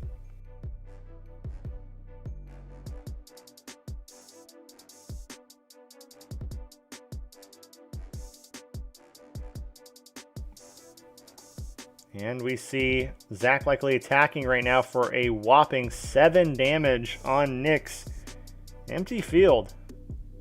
Nick has to be hurting here. He really needs to draw some important cards. Unsummon would be very important. Looking at Nick's deck list, though, he does not have anything besides an unsummon and maybe Cards Through the Maniacal Madness and his own Brigantine to really get him out of this tight spot. Zach throwing down a Vortex, though. Doesn't matter what Nick has in hand. He either has a Crystal Cove or he has no hand. And it looks like Nick has no Crystal Cove. He just has a bunch of creatures. He cannot use Forerunner's ability because he does not have any piles of energy to summon to. That was an absolutely brutal turn by Zach. And unfortunately, that likely means that Nick has lost this game. Can he somehow turn this around?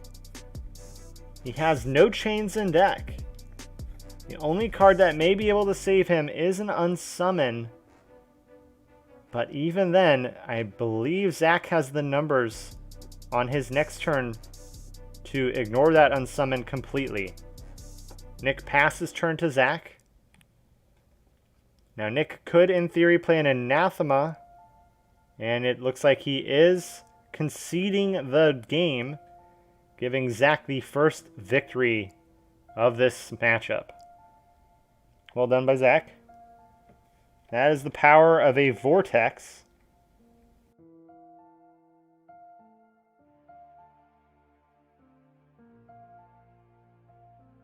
And players begin resetting for the following round.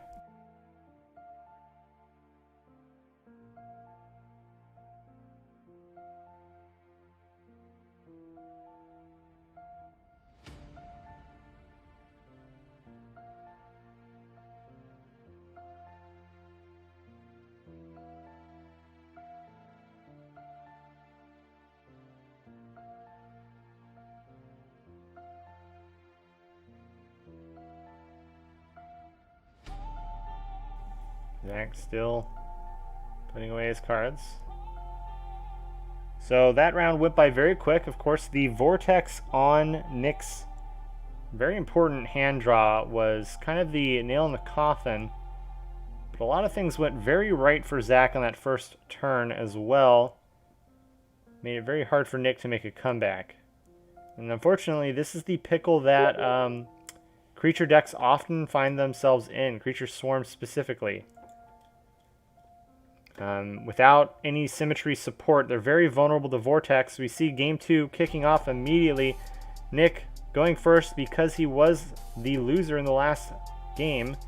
Decides to play an energy followed by a glimpse. Knowing that Zach has nothing that he can play to stop it. Plays another glimpse of the Sanctuary.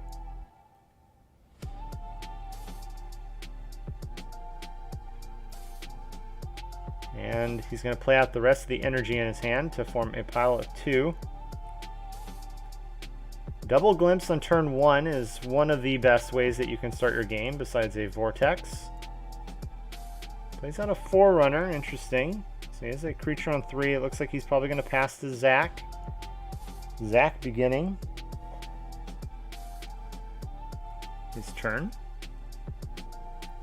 Decides to play 2 and 1 in his own Glimpse of the Sanctuary. It doesn't seem like he really cares if he gives Nick the energy or not. The question is, what is in Nick's hand that he didn't play? We know that a majority of his deck is creatures. He's already played his glimpses. They could be coves, unsummons, or a number of other things. And there's the cove on the Mysterious Sojourner. Interesting choice. He decides to spend a cove to prevent 1 energy loss. I'm a little interested by that play. He spent 1 energy to prevent 1 loss of energy. We see Zach throwing out a Hazardous Brigantine on a pile of 2. That's going to be very significant here. And Zach decides to trade. That's going to destroy those 2 energy on both creatures. Zach likely might pop this Brigantine and then bring it back into play. No. It looks like Nick is saying, no you don't. Forerunner to negate Brigantine's ability to pop an energy. However, Brigantine can just activate that ability again. The better play here would have probably been to Forerunner Brigantine's attempt to move to energy. Because the afterthought effect is not once per turn, but the ability, the creature ability, is once per turn. So unfortunately, Nick is being punished pretty hard for this. Brigantine back on field, Anathema coming out, pitching the Flash Fire from top of Zach's deck. This is going to give not only 2 energy to Brigantine, but it's also going to take off 1 energy from this non-chrono creature, which means Forerunner is gone. That is absolutely brutal. I just saw Anathema get absolutely yeeted out of this table. And seems like players might not have caught that.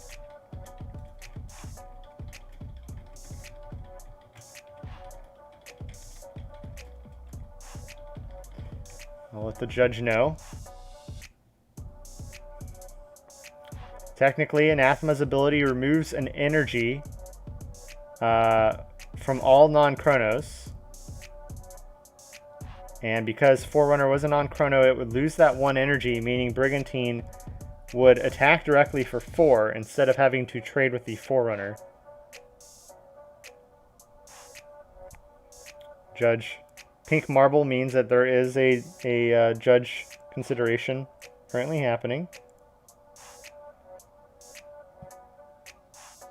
Anathema's ability is Force, which means Zach and Nick do not have a choice. The 1 energy must be removed from Forerunner. But we'll see what the ruling is here, since that is all passed already.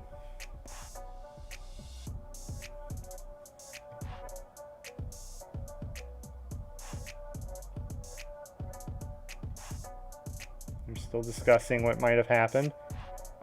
The play that once again happened here is Brigantine was on 4, Forerunner on 1, Anathema resolves, removing all non-chronos.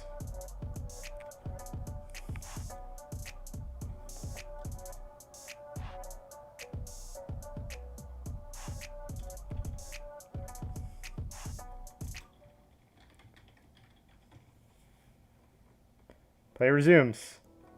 Judge ruled that Forerunner was on 2 energy, not 1. And that was why the Brigantine had to attack.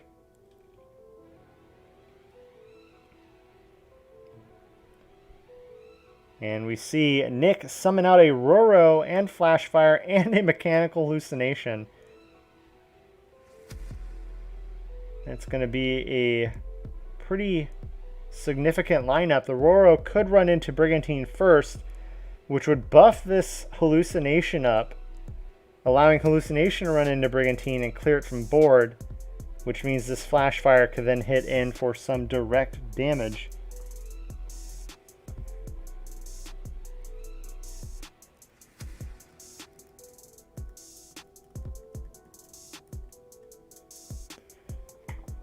And it looks like Nick opting to swing with the Flashfire first. It's going to deal the 2 damage Flashfire had on it, generating a new pile of energy.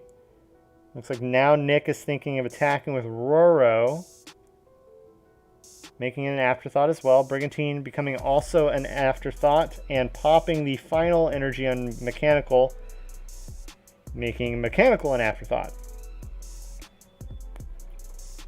Let's see if Zach remembers to send this Brigantine to his hand before the turn ends. Looks like he does. Nick sitting with 1 energy and 1 main deck card in hand.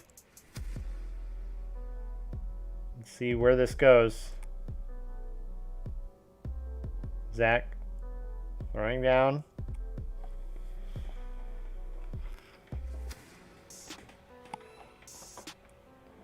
Three piles of 1, a glimpse. When you see 3 piles of 1 like this, you have to assume Zach running a Mysterious Sojourner somewhere in this hand.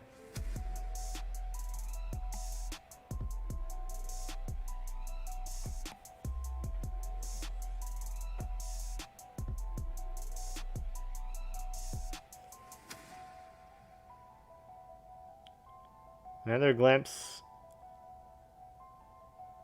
And we see Flashfire's effect, which generates an energy. Caustic Silhouette, discarding that Brigantine. Draw another card.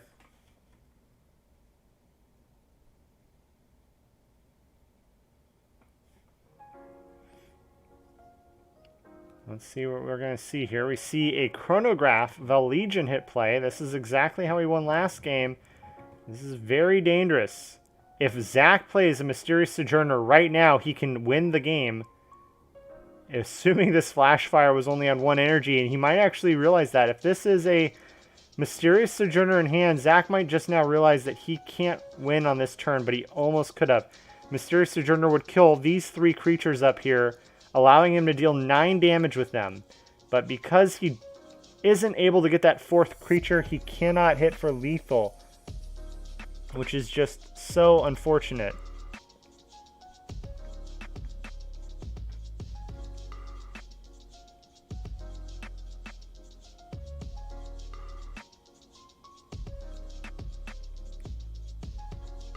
See what happens. Zach decided to just swing with 2, followed by the remaining 3. That's going to be 5 damage coming into Nick's way. Looks like they're making some kind of consideration here. I think... Yeah, there we go. The Flashfire ability triggers, generating an additional energy. He decides to move the Brigantine over, which will give him an additional damage. End of turn, Mysterious Sojourner triggers. Did Zach remember this? Is this what he wants? It may very well be. He is now threatening his opponent with 16 damage next turn.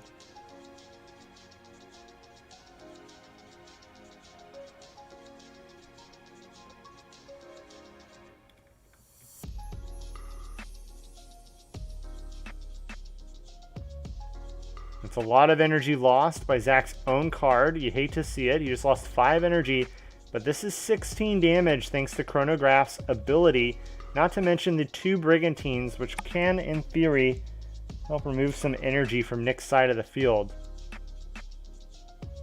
Zach, in an emergency pinch, could also draw off of this Caustic Silhouette afterthought ability. Zach decides to play a Vortex with his final energy. That's going to force out a Cove from Nick. Good effort from Zach. That would have been huge if it managed to go off.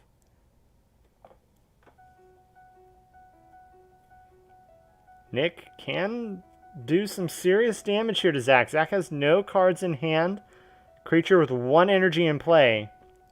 The best Zach can do is destroy 2 energy, but that means Zach himself will have a harder turn next round.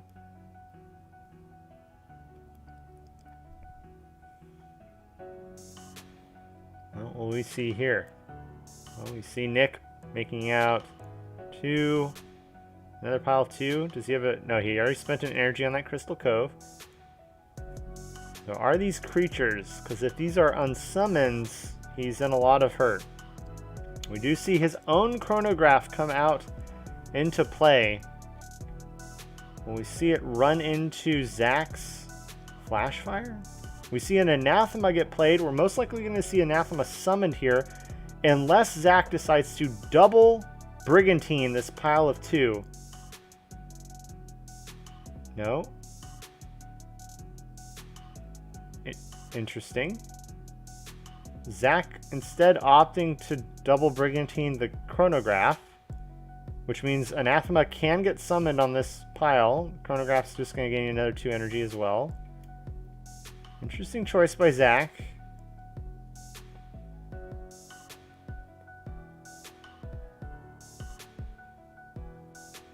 We're going to see the Anathema get summoned. This means that Nick gets to rearrange his deck in any order he would like. And his deck currently has 7 cards left. Those 7 cards can be crucial to surviving. Nick looking a lot better now. Zach only has 4 damage here. Chronograph gets worse the less afterthoughts you have. He's only threatening 4 damage. It's not enough for Zach to win the game. But on Zach's side of things, Nick has no hand. Zach knows that if he's able to survive his turn, which he is, and do really well in his next turn, he could win. All he needs to do is remove 5 energy here, potentially 4, because they're about to attack the Flashfire, and then attack Nick directly for the remaining 5. So Zach looking at potentially needing 9 damage here. If somehow Zach destroys his own Flashfire's energy, actually, hold on, never mind, hold the phone. If they attack Zach's Flashfire right now, this is 9 damage. Zach just needs to go 3. No, but it's 9 damage, but it gets worse because he has to sacrifice stuff for it. This is still a tricky situation for Zach. He decides to have his Chronograph attack Zach's Chronograph. Very smart move. That was definitely the right play there. He could have certainly dealt 3 damage to Zach, but you just never know. Zach could have easily made a comeback thanks to his Chronograph. Nick, remembering that last match, Zach won heavily thanks to that Vallegian the Chronograph Vallegian. So Nick making a good judgment call there, deciding that the bigger threat wasn't Zach's life points, but this Chronograph. Zach's turn. He needs to make it count. This is his best chance. Nick has 0 cards in hand.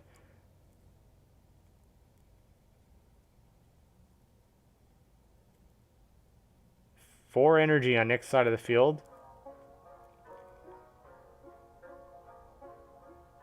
Zach has a total number of chronographs. I believe it's just 1, so he's going to have to wait a while before he gets that chronograph back. Yep, he only has 1. We see a leech come out targeting the Anathema.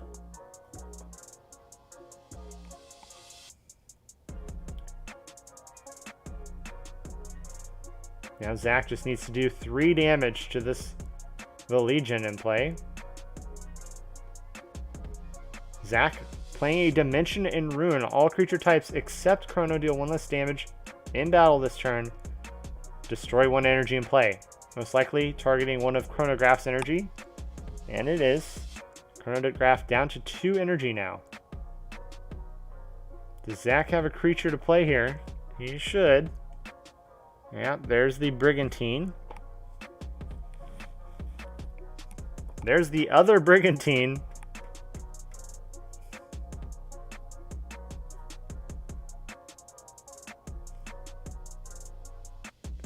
We're going to see a trade, Brigantine or Brigantine action. And then finally, Zach's other Brigantine hitting for 2, knocking Nick down to 3 health points. Nothing he can do about it. Nick needs to draw a hand that wins him this game, but before he does, Zach's Vortex will resolve. This is Nick's best chance. This heavily works in his favor right now. Zach has almost no field. And he's giving Nick a huge next turn because of this Frozen Vortex.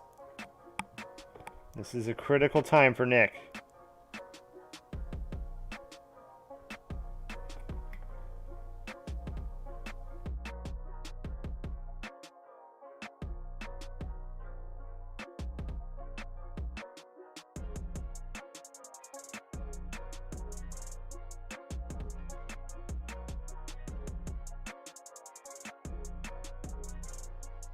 Nick weighing his options heavily here. Puts out his energy. Zach immediately responding with a leech.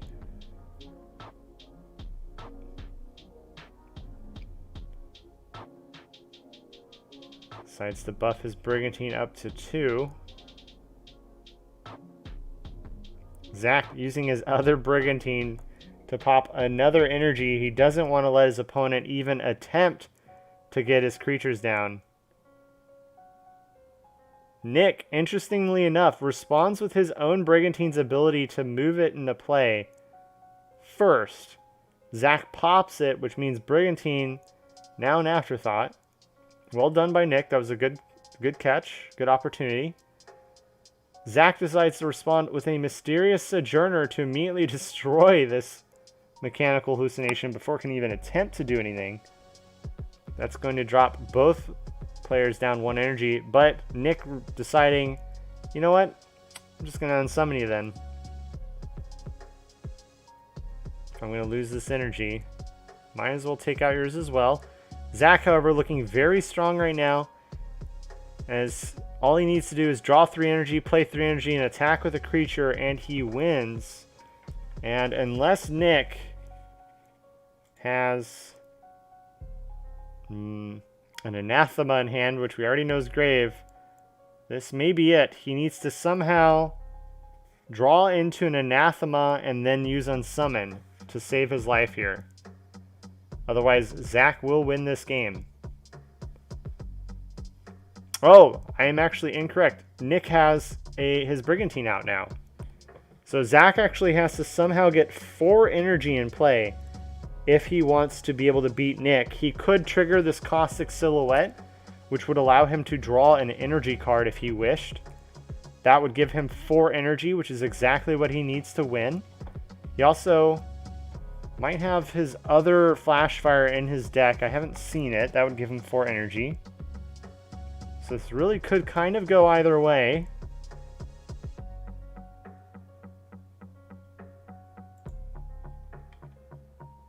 Zach, 3 piles of 1. Nick deciding to trigger Brigantine to pop one of those piles. There goes an energy.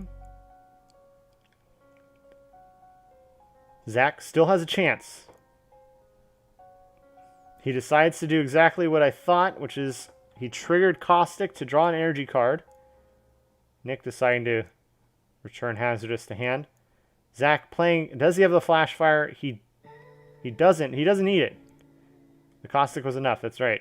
He has 3 energy, he attacks with 3. Can Nick stop it? Nick does not. He takes all 3. That is game, set, and match, ladies and gentlemen. Zach, 2 for 2 in both this round and this tournament. Great job by both players. I will now move us to the next table. Uno momento.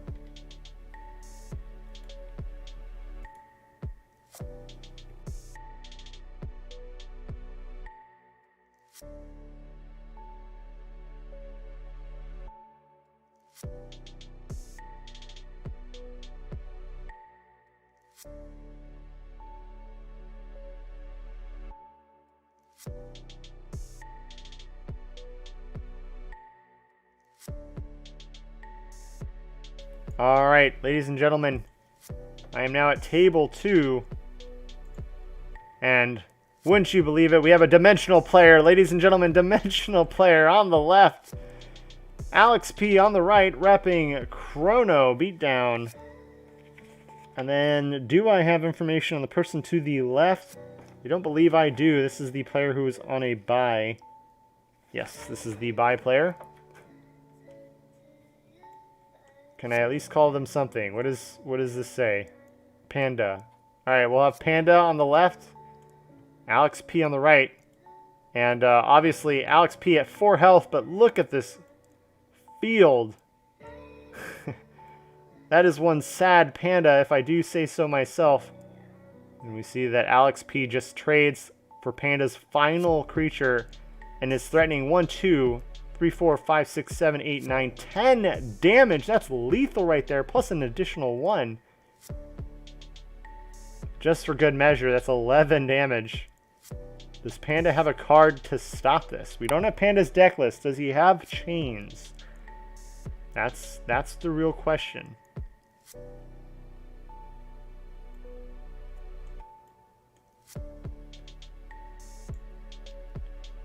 This is still game 1 for this table. Looks like we must have come in. We must have come in after some creatures have already attacked. Alex P did 7 damage to Panda.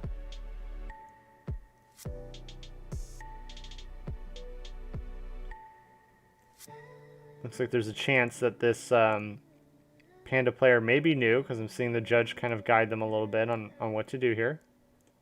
But they managed to get Alex P down to 4 health. Alex P, veteran player.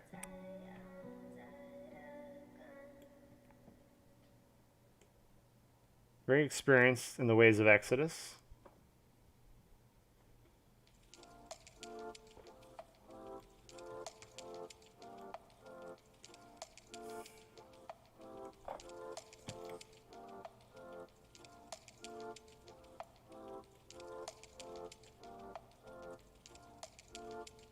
We see Alex P attempting to vortex Panda's hand. Panda responding with a Crystal Cove.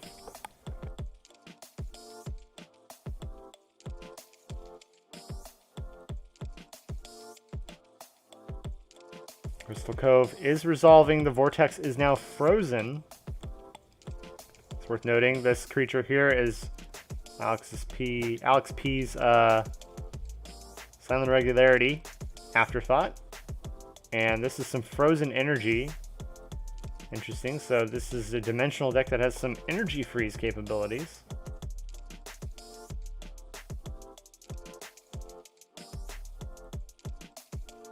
Panda dropping some energy.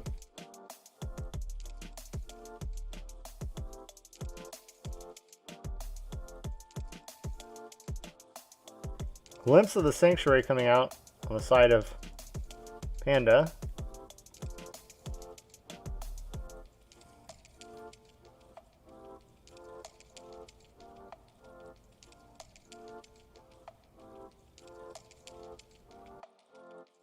Alex deciding if he wants to let it go. He could cause this Brigantine to turn into an Afterthought and then pop one of these energies.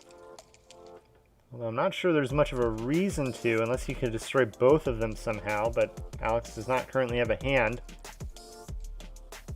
Looks like Alex tries anyway. Panda stops it with a Forerunner. That's going to prevent Brigantine from moving for the rest of the turn. And we'll give both Panda and Alex a main deck card.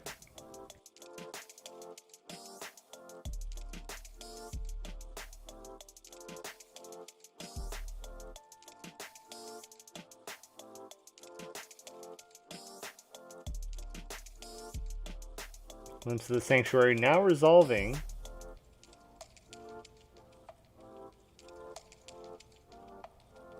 Some consideration here.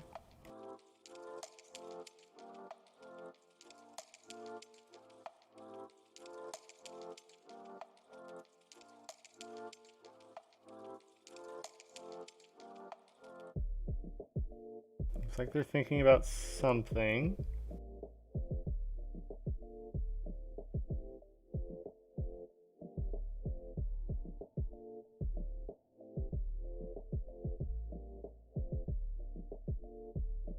In the meantime, it does look like Alex is threatening lethal on his next turn quite handedly. Both players gaining an energy, that glimpse now resolving. Panda drawing a card from main deck.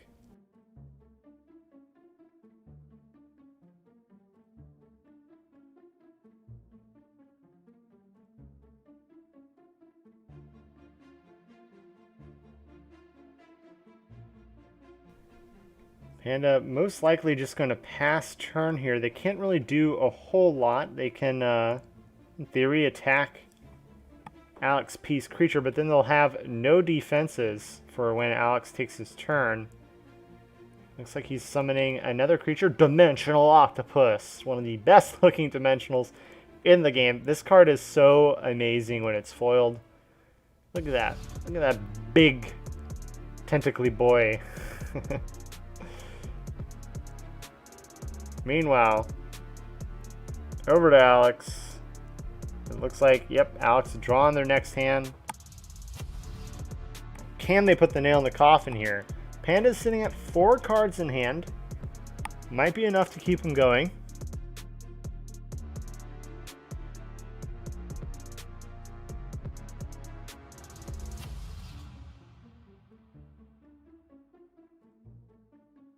Alex had a deck recycle.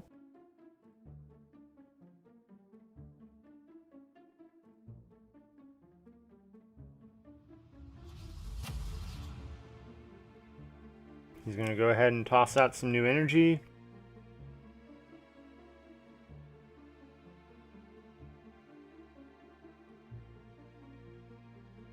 And his own Glimpse of the Sanctuary, which Panda cannot benefit from since he has no blank piles.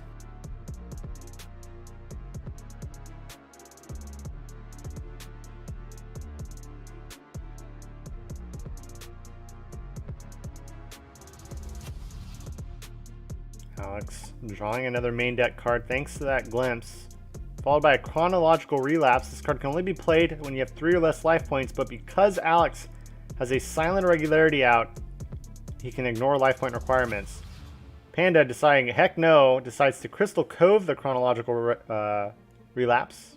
Keep in mind, Relapse allows Alex to target any symmetry in a graveyard and play it immediately. So Panda, saying nope, not letting that happen, decides to pay 1 energy, Crystal Cove it. Alex letting it happen. Most likely, I would not be surprised if Alex has another Relapse in hand that he's just going to slam down right now. Yep, there it is. Relapse hitting table. I don't know what they're targeting, but we'll see what he ends up playing. It might just be, it looks like he might just be targeting Glimpse of the Sanctuary. And that's exactly what he did. Unfortunately for Panda, that means his Crystal Cove not really worth it. And if you think about it, there's not that many cards in grave for Alex to even target to begin with. Decides to reversion that Octopus. He's going for the throat here. He has the numbers.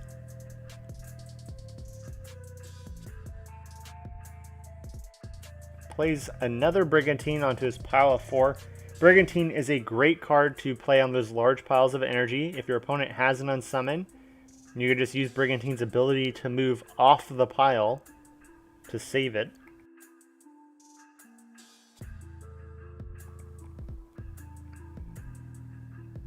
Looks like Alex is citing Flashfire, swinging in on the Forerunner, but Forerunner coming in play in response to Flashfire's effect. Whenever it attacks, take 1 energy from your energy deck and start to make a new pile. And it looks like Panda's saying, no, I'm turning that into a draw 1. So the attack still goes through. Panda's creature is still destroyed, but both players will draw 1 from their main deck, Yeah, both players should draw one from main deck. There we go. Alex saying, hey, thanks, you just gave me a leech card. I will now leech your final energy, just to make it hurt even more. And board's clear. Alex has the runway. Unless Panda has the chains. And he does not. Panda is done for this round. Or not round, but this game. Panda lost. This was only the first game. It is best 2 out of 3, which means players have to clean up and set up for another game. Alex ahead 1-0. He needs to somehow cinch this.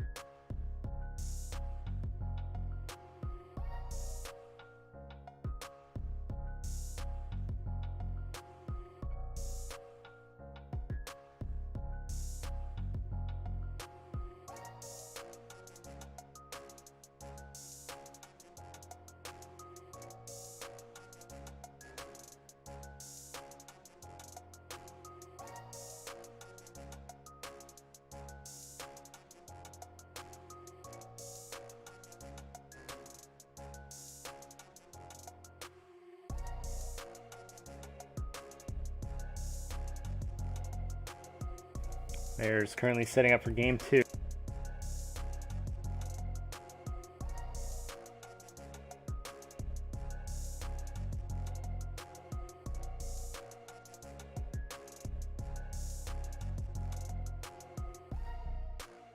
And this game, because Panda did lose the first one, Panda should be going first. And we do see energy come out.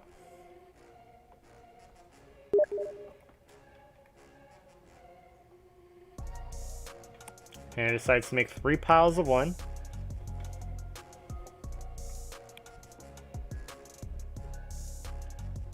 And we see, ooh, a new promo, Dune Dust Ravager. When this creature enters play, move up to 1 energy on each side of the field.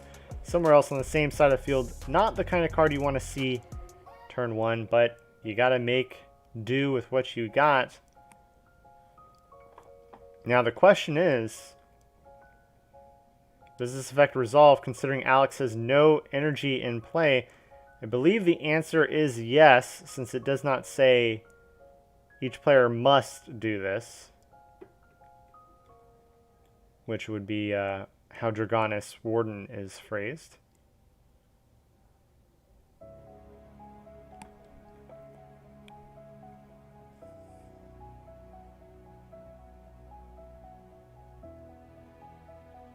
Looks like Panda may have passed his turn.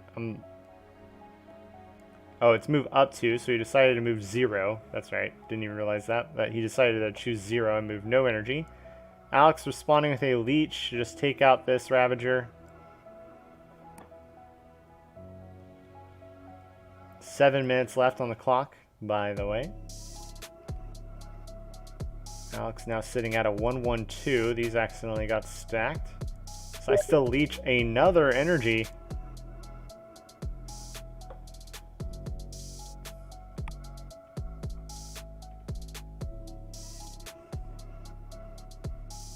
Judge reminding player to not stack the energy on accident. So Alex most likely looking at 1-1-3 or 1-2-2. Panda bleeding energy here, but the upside is this was 2 of Alex's main deck cards. If he doesn't have a creature, he can't really make the most of this turn, which if I was Panda, I'd be more than happy to see. Let's see what's happening here. Alex confirming he played 2 energy, or sorry, played 2 leeches.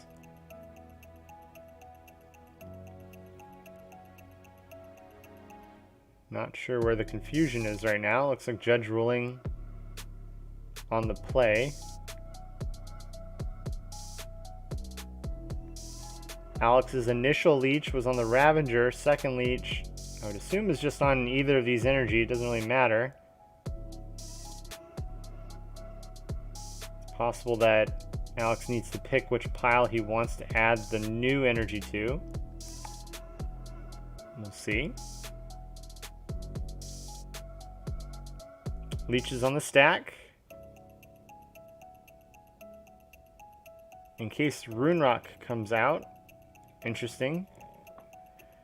Pay 1 energy, target a creature or energy in play and freeze it. You can pay an additional energy, and if you do, permanently freeze an additional target.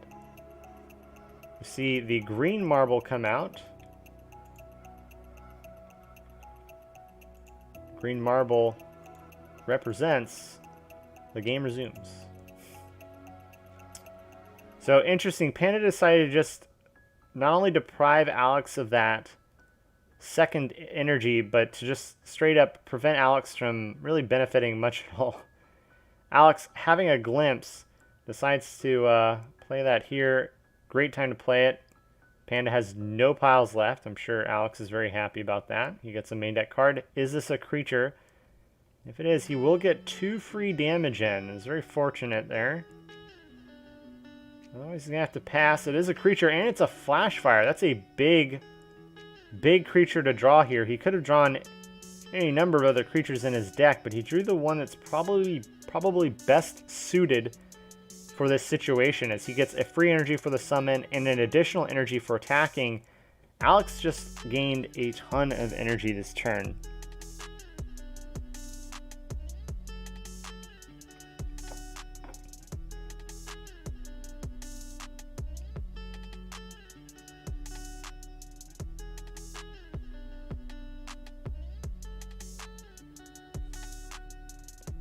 Play passes to Panda.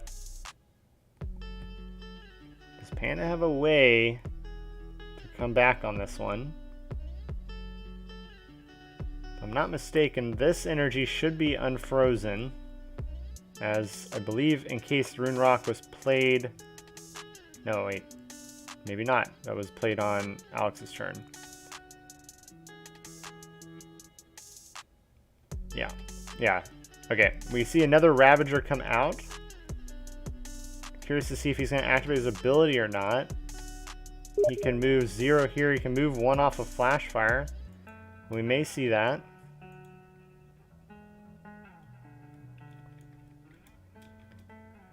He does. He moves 1 off Flash Fire. Personally, I would have moved it to this permanently frozen pile, since it's permanently preventing creatures from being summoned there. That's something to always keep in mind, that frozen energy prevents you from summoning creatures on top of it. And Panda playing a reversion on the Flash Fire. I'm sure Alex is reasonably happy with that. He gets the benefit from that on-summon effect again, and he doesn't have to worry about losing his Flash Fire right now. The only downside is Alex's energy is very spread thin. If Panda had a Desecrated Shipwreck, well, that would desecrate what Alex has on his field. Alex takes 3 damage and resumes his turn by drawing 3 and 3.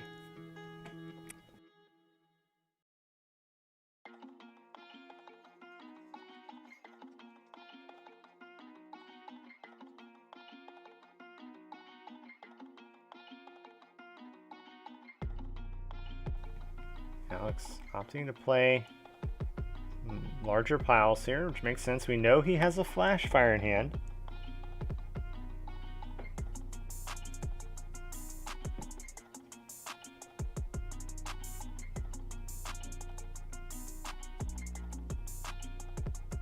Here comes the Brigantine.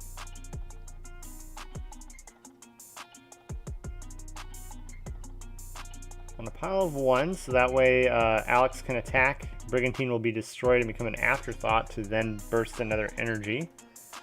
See a mechanical hallucination and a flash fire hit play. There's the flash fire we saw previously. This is a really big turn for Alex.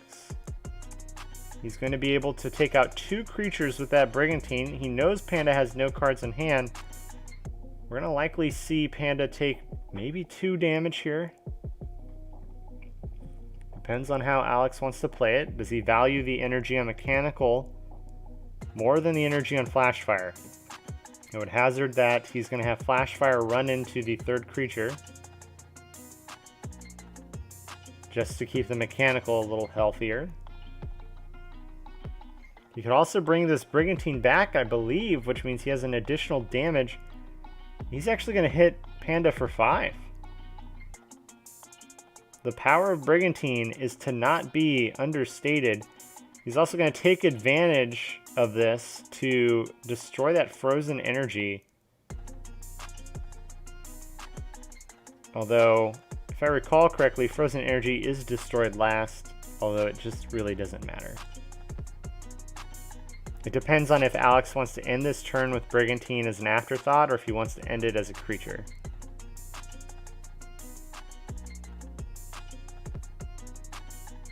Alex deciding to attack and make the trade.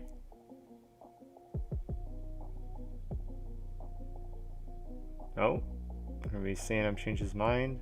Nope, yeah, he makes the trade. As I thought, the non-frozen energy is destroyed first, but the frozen energy will just flip back over at the end of the turn anyway. Now the curious part here is, can Panda actually come back on his turn? He's taken 5 damage. Alex's board looking very healthy right now. Panda out of cards.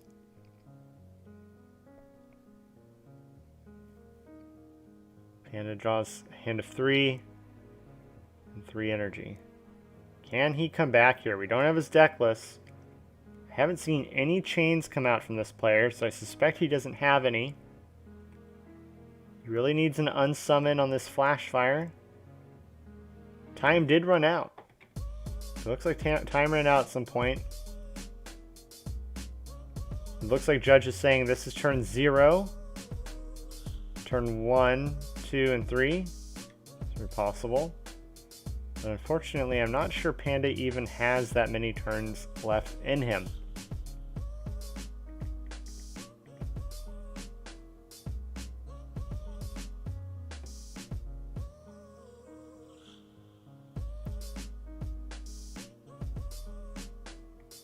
Okay. I believe this is telling us that it is in fact 0, 1, 2, yeah, 0, 1, 2, and 3. Alex, well, nope. 0, 1, 2, and 3. This may be stating that this is Panda's last turn. I'm unsure.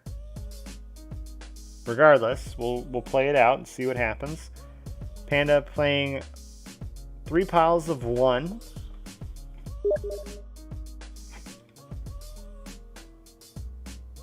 And we're in turn 0 now, so this is 0, 1, 2, and 3.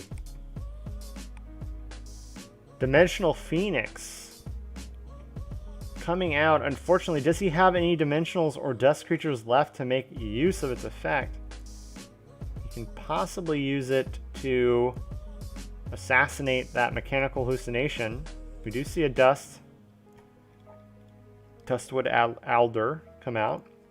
That allows him to trigger Phoenix's ability to move 1 energy. Will he move an energy off of mechanical or flash fire?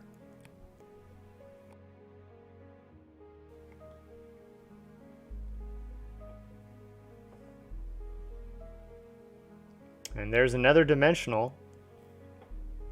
Now the question is, will he move another one off of flash fire? It looks like he might be. He really doesn't want that flash fire to remain in play, generating energy for Alex much longer.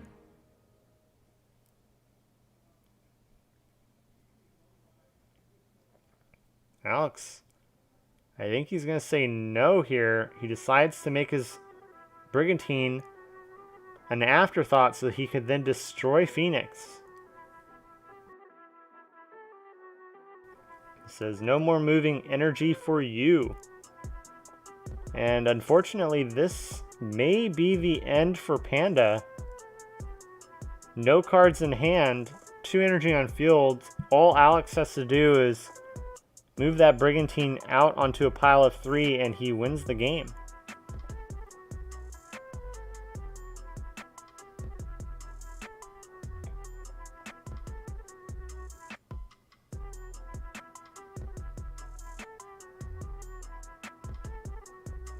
And there you go. Alex cinches the second win against Panda. It looks like he just has to take his next turn. Panda, 0 cards in hand, 0 cards in field. 3 life points left. Alex playing out his energy. And here we go. He's searching for the Brigantine in his grave, possibly. And there it is. And he moves it to a pile of 3. And with that, he can attack for 5 damage. 3 life remains for Panda, and he is eliminated. Alex P wins round 2. He is now 2-2 for both this game and the round, and the tournament. I apologize. Very cool game to watch from Alex P and Panda, respectively. Good game to both of you. Great round 2. Ladies and gentlemen, we're now moving on to round 3. We'll be right back. Take a break. See you soon.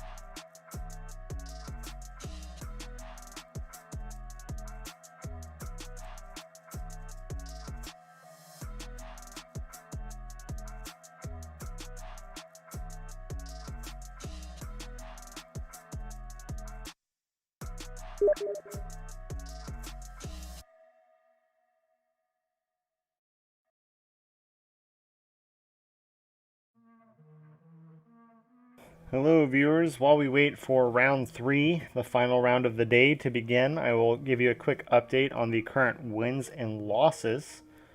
We have Nick J at 1 win, 1 loss. We have Ryan at, I believe, 1 win, 1 loss. Is that correct? Or is that 0-2?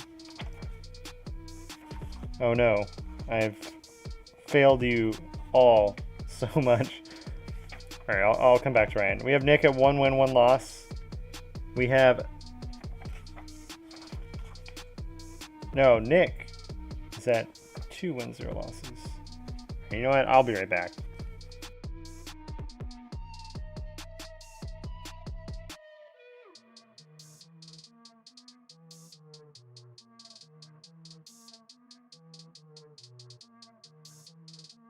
Alright, I've returned. Nick had 2 wins, 0 losses. Apologies, Nick, for getting that mixed up.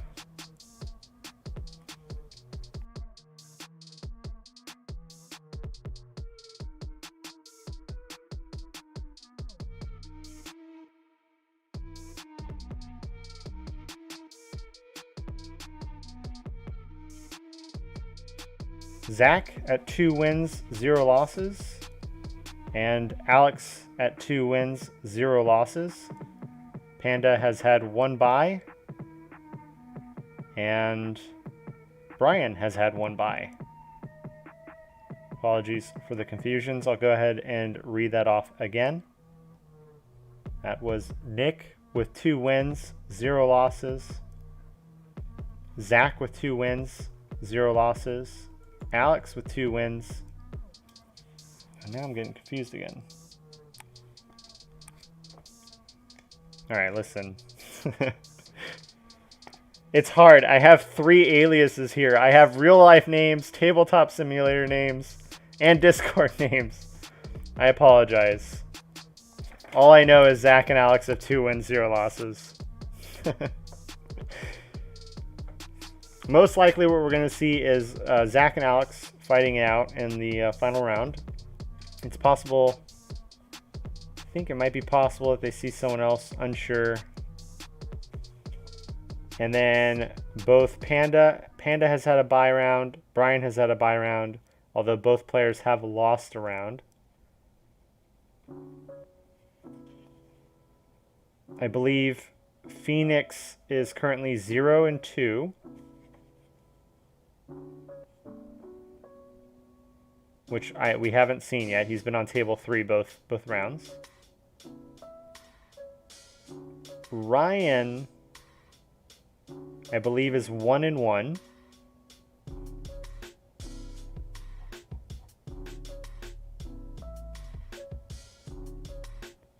And then Nick is 1-1. That's my story, and I'm sticking to it. I'm not going to repeat it because I'm going to get confused again. all I know for sure, Zach and Alex are both 2-0, and bye rounds have happened for Brian, who's lost once, and for Panda, who has lost once. Nick is 1-1, and I believe Phoenix is 0-2. And Ryan is 1-1. Hope you have a player you're cheering for. If so, go ahead and cheer for them in the chat. Give them some motivation. Remember, there are prizes for this tournament. Players will be shipped their respective prizes. I don't have the details. It's kind of a prize surprise. And once again, just as a reminder to all of you watching, if you have not already, there is a tournament scheduled for Friday, Saturday, and Sunday, all this weekend. If you have not, you should go register and sign up for them. Friday and Sunday are both draft tournaments with, I believe, an $18 entry fee. And then Saturday is the second constructed tournament, $4 entry fee. Highly recommend you participate what do you got to lose? You get to sit at home, chill out, play some games finally after all these months. I haven't gotten to play Exodus in a store in almost 5 months. Feels bad. You should sign up and join the Gen Con online tournament list. And you might even win prizes. How cool is that? I'll see you guys again when round 3 starts.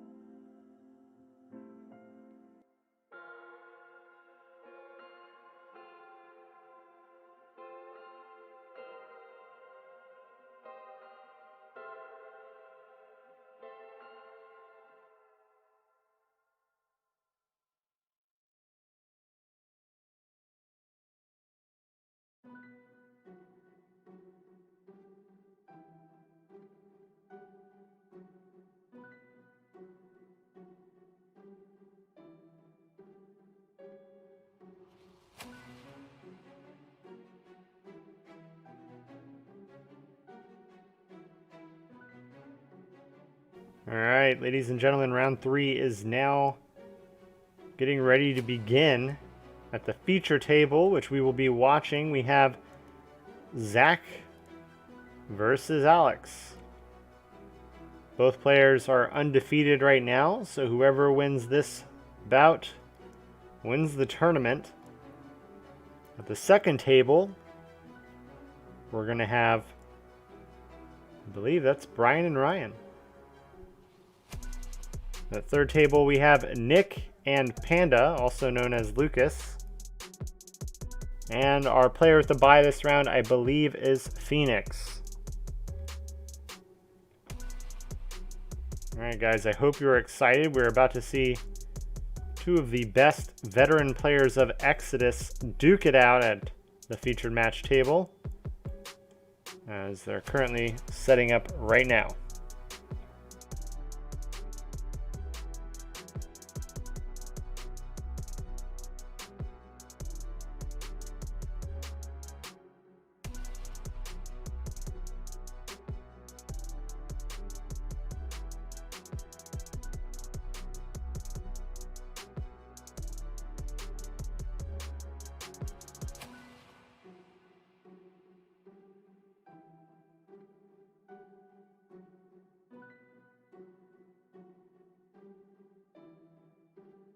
Alright, I will now be bringing you into the table as players are deciding who will go first.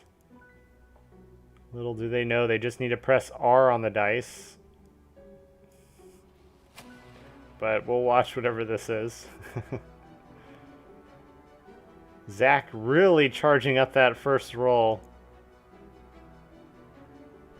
Followed by Alex, who just plonks his dice down. Remember, the winner of this game wins the entire tournament. Loser most likely will come in second place. Looks like Alex will be going first, as our player on our left, with Zach on our player to the right going second.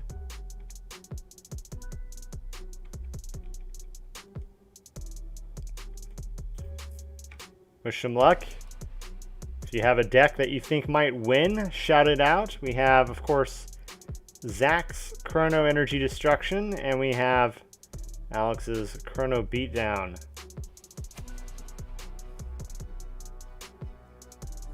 nearly both the same deck. They do have a lot of similarities, but there are some significant differences. Zach is running a smoke stream, something that Alex is not currently running. Alex is running a chronological relapse as well as a regularity. So if anything, he's kind of running an irregularity deck, missing out on that tether to Eventide though. Seeing a first turn glimpse of the Sanctuary, always important. Coming out here, helping build Alex's lead. And a End of the Rift being played. Is that... I guess I didn't notice that. Yeah, Alex is running End of the Rift in his deck. Very fascinating. Guess he realized, hey, I'm about to Vortex anyways. Might as well get that free energy and get it into play. Zach, I think, just said, I can't stop it. Yep, Zach is unfortunately being first turn Vortexed here. Very crucial game. You hate to see it. It's one of the worst things that can happen to a player. Part of the reason that Alex is probably running a End of the Rift. I'm not sure why Alex had 4 cards in hand. I believe this might have been the last card in his hand and he forgot to play it. They're taking it pretty casual, I'm assuming.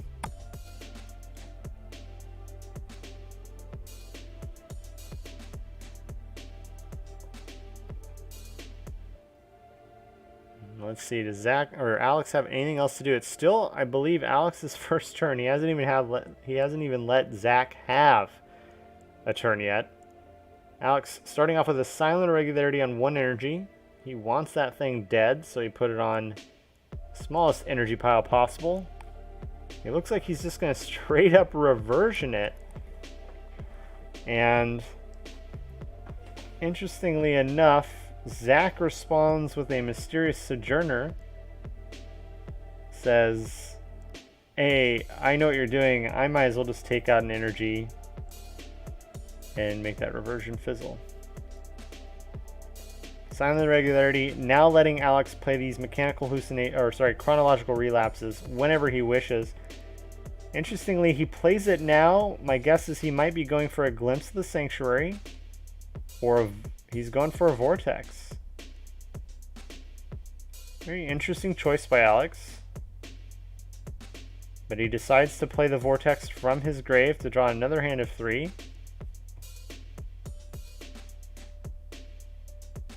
Plays another Invoke. He's running 2 copies of Invoke. Not a card you usually see more than one of. You don't really even see it now. And yet here it is. I'm curious to see, what does that mean he may have taken out? We're not seeing, there's no unsummons or chains in Alex's deck. There's no Crystal Coves. This is a very aggressive deck. I think he's relying on the chronological relapse to use his opponent's Crystal Coves against them. Zach passes his turn. Alex getting another go here, and he could potentially have lethal depending on what he has. At the very least, he's swinging for a lot of damage.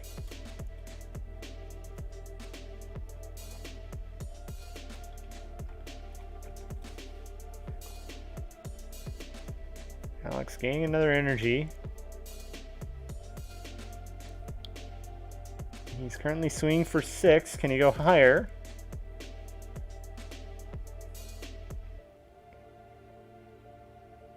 Realistically, he probably doesn't really have anything in his deck that would help him go even larger. It looks like he's just going to swing that Flash Fire, generating another energy. Zach will take 6 before he's even had a chance to play an energy card.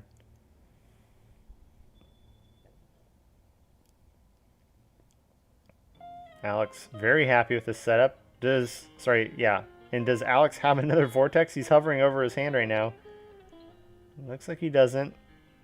He does have a leech. He's going to interrupt Zach. They both like doing that. He might be hoping to leech here and then vortex. It's very possible. Alex letting Zach's own leech respawn. That's going to save Zach's energy pile. Let's see if it's worth it. Zach decides to redistribute that energy to his silent regularity. And Zach continuing to play energy here. And a glimpse of the Sanctuary coming out for Zach. It's going to benefit both players, but Zach does get to draw a card. He really needs some removal here. If he can get an unsummon on that silent regularity, that would be huge. That would help Zach definitely get back into this.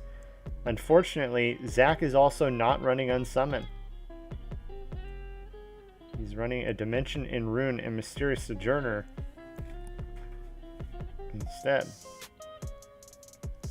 We see the Brigantine come out. That's going to be a crucial card here for Zach. If he plays his cards right, he can certainly take out these creatures. He's following it up with an Anathema. Will we see Alex respond to something? Keep in mind, Alex does not have Crystal Cove in his deck, so he can't stop this, strictly speaking. Doesn't even have an unsummon. Looks like Zach's going to get to resolve this. He mills a Dimension in Ruin. This is going to let him add 2 energy to his Brigantine. It's a good target. And now this Brigantine... Now Zach is actually capable of completely wiping out Alex's creatures. Zach is capable of dealing exactly 7 damage here, thanks to Brigantine's ability. The question is does he really want to?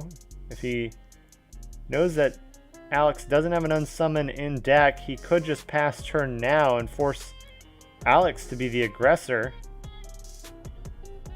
We'll see what's in store just yet. The only downside is Alex is running those relapses, which means he can benefit from Zach's own cards. Zach, interestingly enough, decides to go for the Flash Fire first and leave the Irregularity in play. Oh, you know what? It's probably because of Irregularity's ability. If Zach had went for the Irregularity first, Alex would have actually been able to buff his Flash Fire, and it would have been impossible for Zach to get a complete board clear. So well played by Zach. He is following this up with the Vortex. Another reason he probably didn't want to trade. He needs to keep some energy out here. End of the Rift comes out on the side of Alex. Now, normally you can't play Into the Rift if you have more life points than your opponent, but because of Silent Regularity, he ignores all life point requirements. So Alex certainly happy about that. He's going to reversion that Smoke Stream. Will Zach take it? No, he does. He lets it become an afterthought.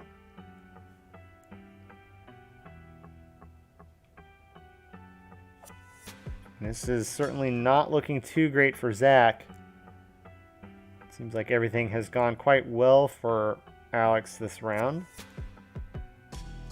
Energy coming out. It looks like Alex may be letting the Vortex resolve. He doesn't have any crystal... No, wait. The Vortex...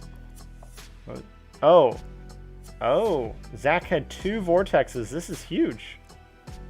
This is big for Zach. This is his best chance at kind of mounting a little bit of a comeback here. The only problem is Alex does have blank piles of energy on his field, so if he draws into some additional creatures, he can still play them. Seems like he might not have. He might have just drawn into Symmetry here. Now he's contemplating what he wants to do. He has probably a relapse, so he's looking through his opponent's graveyard.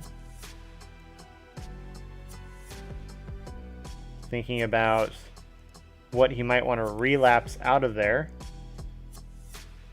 And there comes the relapse. We're probably going to see a leech pulled here, I bet. He's most likely going to use it on one of these Brigantines.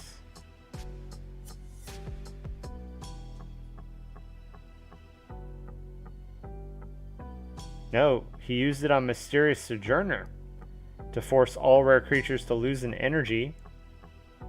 Zach lets it happen. Alex does have additional creatures. So unfortunately, this might be it for Zach unless he has a crystal, or sorry, a chains in his deck. He does have a Mysterious Sojourner, which is going to help him here. But that won't save him. That's still going to, oh, that will save him. That's just enough.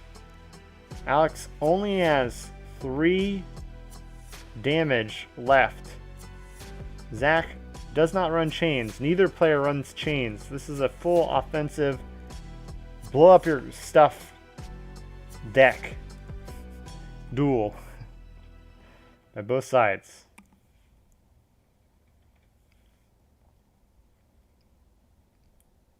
Looks like Zach is going to trigger his Brigantines here to blow up Alex's energy, and Alex drops all the way down to a 1 energy creature.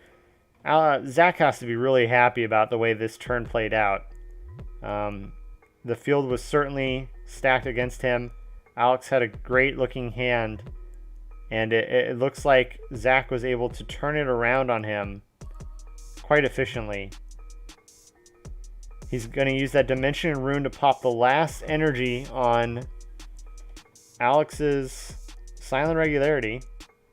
The Irregularity effect will allow Alex to add that energy to the bottom of his deck, which means that he can use it to pay for resource costs as needed. Zach playing out his energy here. Alex says, nope, I'm just going to blow your energy up with these Brigantines you gave me. Both players have 2 Brigantines in grave / field that they're going to play with. I'm sure you can see just how dominant Brigantine has been this season. Its flexibility is tremendous. We see Zach respond to the Brigantine energy destruction with a glimpse of the Sanctuary, which is exactly what he wants here. That's going to give him another energy, and he gets to draw a card. In response, he moves his Brigantine to hand because he's going to have to deck recycle. So he wants to ensure that he has a Brigantine there. Great catch by Zach.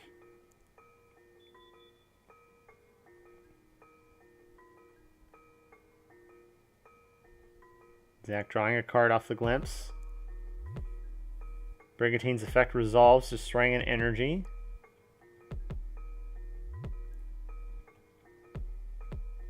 This is a really tight game here. Zach certainly on the back end, but very plausible that he makes a comeback here. Alex likely going to return a Brigantine to his hand. Yep, that's what we see right there. Flashfire coming out, very important for Zach. This is going to give him some much needed energy to hopefully build up an advantage against Alex. He gets a second one out. Both of these are going to get to attack for free. That's even more energy for Zach to use. And he summons the Brigantine he just sent to his hand and a Caustic Silhouette. Now he could have used Caustic to discard that Brigantine to draw an additional card, but I think Zach is thinking to himself, I'd much rather deal the 4 damage than just 3. He gets a 2 additional energy off of those flash fires. He is certainly vulnerable, though, to a Mysterious Sojourner, which I don't think Alex is running. Alex is not running a Sojourner, but he could Chronological Relapse one of Zach's Sojourners. But Zach just deck recycled. So, for the moment, Zach's sitting pretty safe. We're most likely going to see... Oh my goodness, that is devastating. That might be enough to win it right here. Alex hoping he can draw into maybe like an Invoke or something. Realizes he doesn't want to deck recycle this Brigantine away. I think he's trying to respond to it to send Brigantine to hand. It goes off.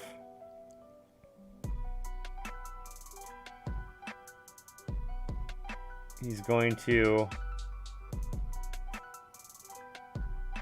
hope that he draws into maybe something like an Invoke here or an End of the Rift. That's certainly what he's looking for. The odds are high. Does he have it?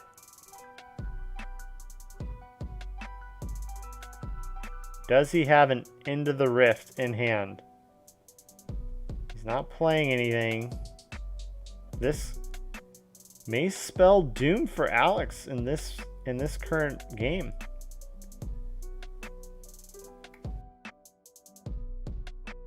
If he can't stop this vortex, he loses everything. He figures, I might as well try to play my own vortex, get to those invokes, and generate a board that way. And while I'm at it, I'm going to remove one of your creatures. Zach saying, alright, I'll turn it into an afterthought then. And the first vortex by Alex is going off. Both players discarding hand to draw 3 main deck cards.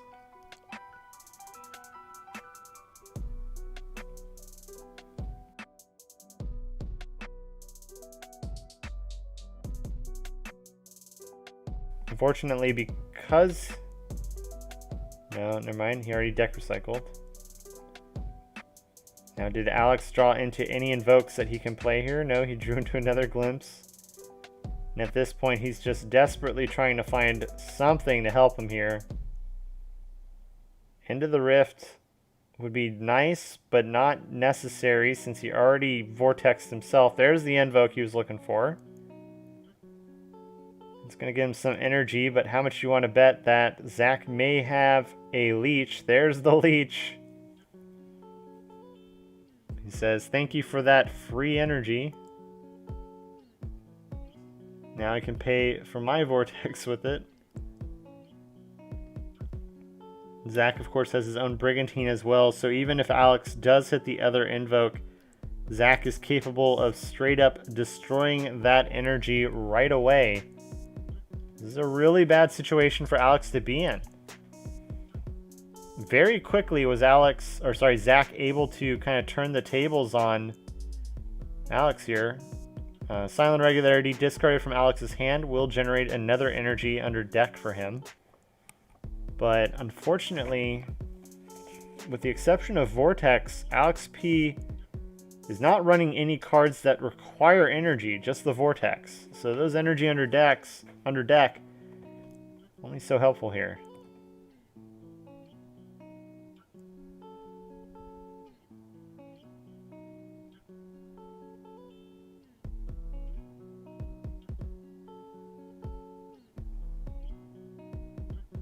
Looks like he's looking through his grave just to see what might be left in his deck, what he can do. But without chains or in summon, he may be trying to chronological relapse this vortex. Looks like that's what he's going to do. He's going to try to further cycle through this deck.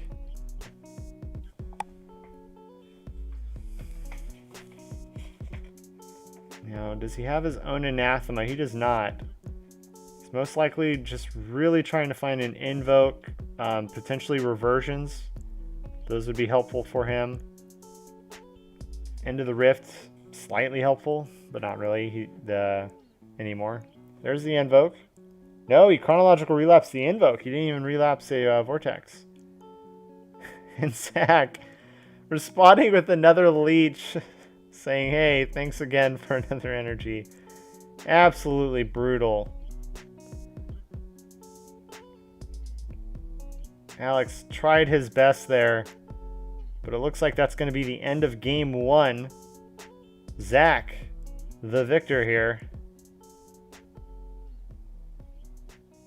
He could just attack. He does know that Alex is running reversion, so he's being cautious here. He has to play around those reversions, ensure that he's able to deal the fatal 6 damage. Yeah, if I recall correctly, he still has Brigantine in his deck or grave. He may already have it in his hand. He has large enough piles of energy to really cinch this one. I don't think, unless Alex has 2 reversions, I don't think there's a way for Zach to win this one. Interesting. Zach is, well, he has a lot of creatures. He Mysterious Sojourners himself.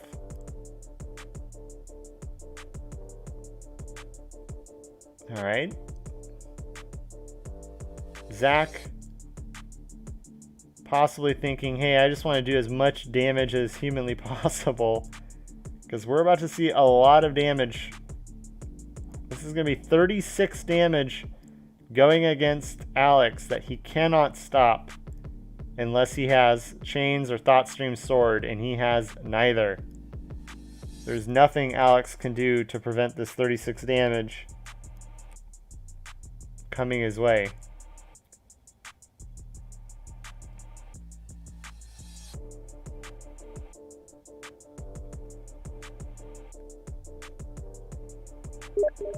And there you go. Winner of the first game here, Zach C.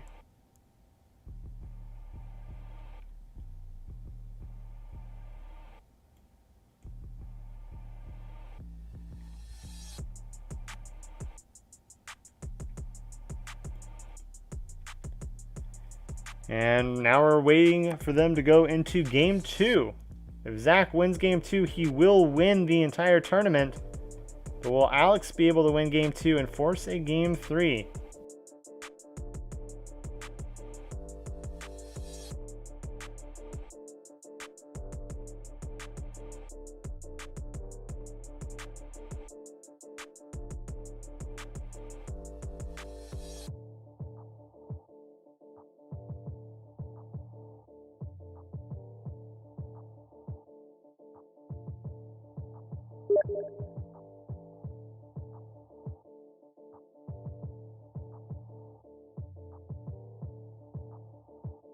It was a great round by both players. It really seemed like Zach was going to be on the struggling half of that for the first few turns, but he managed to do a great job turning that around. So big kudos to Zach there.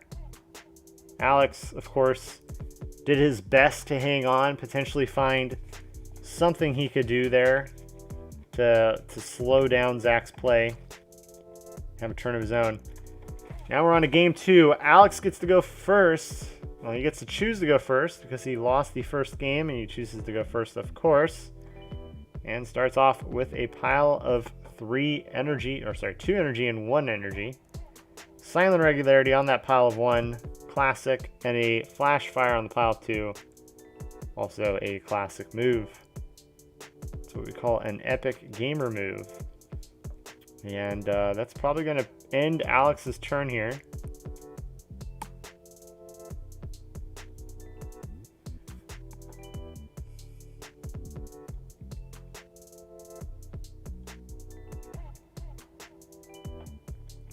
Zach starts with a Leech on the Irregularity. Alex is probably thinking, hey, thanks for letting me make that an afterthought. Zach with a big pile of 3 here. He knows that Alex doesn't have Unsummoned, so he's feeling confident. That's an interesting choice. I'm surprised he didn't Sojourner first and then Leech the Flash Fire. Might have been just a minor little misplay there. Caustic Silhouette hitting table on the pile of 3. Zach probably going to discard that final energy that's in his hand to draw a main deck card. Very well played. Will he swing on this Flash Fire?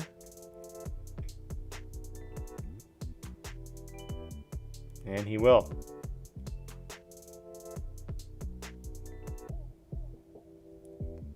And we're going to go probably back over to Alex.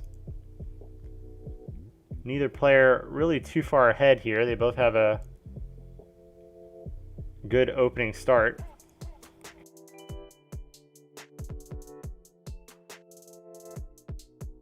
Alex dropping his energy out. You can see a pile of 2 and a pile of 1.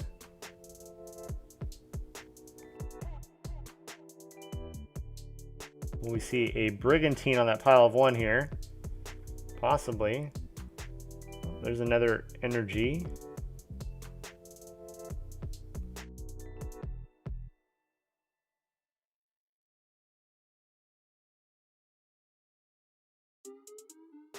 He might be thinking of playing Chronological Relapse.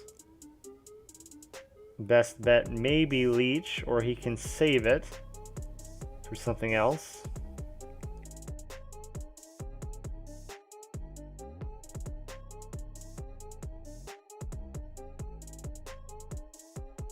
Definitely thinking on what he wants to do here. It's possible he doesn't have creatures, but I think he does, and he doesn't know if he wants to relapse first or not. Nope. Looks like he's just going to play a creature. There's the Brigantine on the pile of 1. Pile of 3, maybe a Flash Fire, or maybe nothing. He might not have anything left.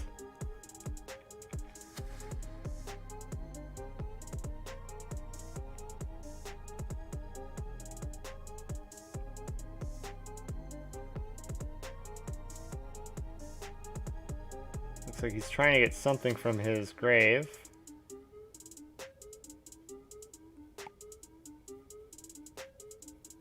Or maybe not.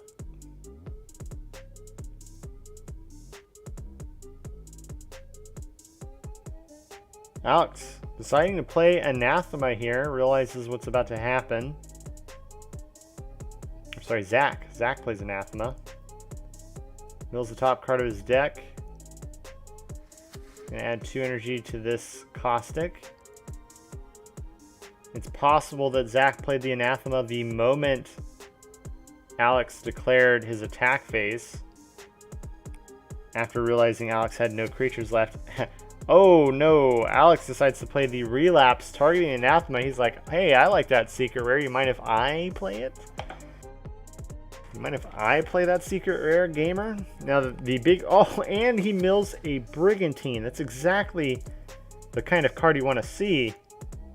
Now the big question is, will he destroy his Irregularity to summon Anathema to the pile of 3? It's almost too amazing to pass up.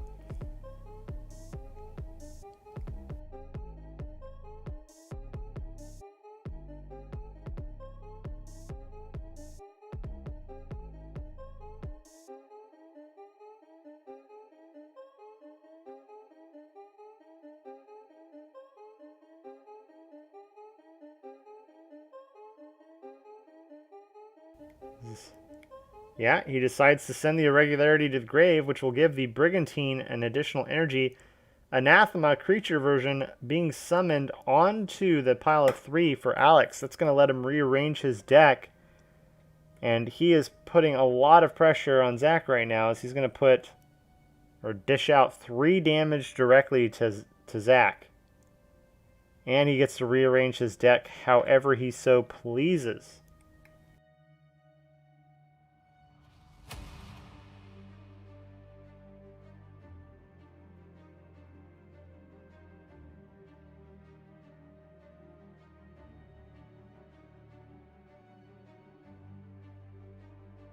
Neither player is running a card that would cost life points or change life points, so that part of Anathema is not really going to be active here.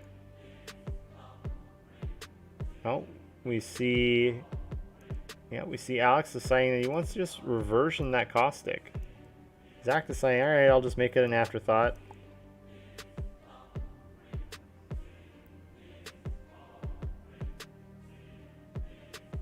I think Alex might have just realized he didn't reorder his deck and wishes he did. Judge might have said no, unsure. But Alex now threatening 7 damage. Zach says, alright, I'm going to immediately destroy my afterthought to draw a card. Not sure what he was hoping to draw. Maybe a Mysterious Sojourner to save him some damage. But he's down to 3 health points. Alex in a commanding lead right now. Zach fortunate enough to even have energy on his field, thanks to that reversion. He should be able to maybe turn this around. We'll see.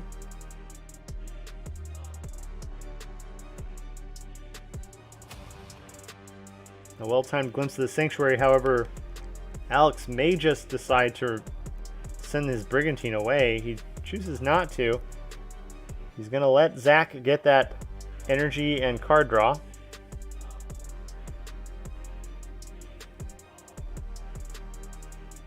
Zach playing a Dimension and Rune to pop an energy on that Brigantine. Now, based off the way Zach is currently playing, I would suspect he doesn't have many creatures, or at the very least doesn't have a chronograph. See a flash fire come out on a pile of 3. Interesting choice. That's going to generate 1. Curious to see what he might throw out on the pile of 4. Caustic coming out on the 1. Zach choosing to discard the spare energy in hand. Very well done. And there's the Brigantine on the pile of 4. Very interesting. I would expect that Zach would play the Brigantine on the 3 and the Flash Fire on the 4. But it seems like he has other plans in mind. Now, what will those trades look like? It looks like Caustic going in for 1 on the Anathema. I guess ultimately, because Alex does have a Brigantine himself, it doesn't really matter what Zach puts his creatures on. The Brigantine will eventually just destroy it. Zach trading his Flash Fire for the 2 energy Anathema. He keeps the Flash Fire, sorry, but he does lose some energy there.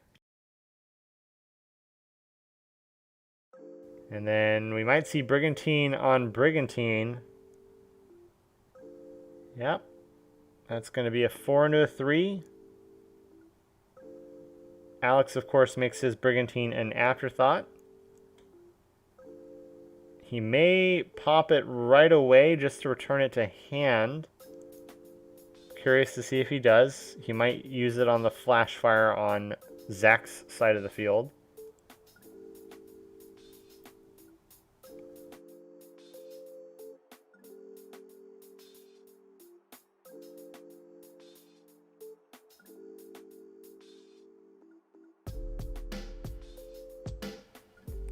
Yeah, looks like he's just gonna end turn. And he vortexes Alex. And once again, Alex really needs to have an End of the Rift here. He does. Zach has no other cards left in hand, so he's gonna have to just let that End of the Rift resolve.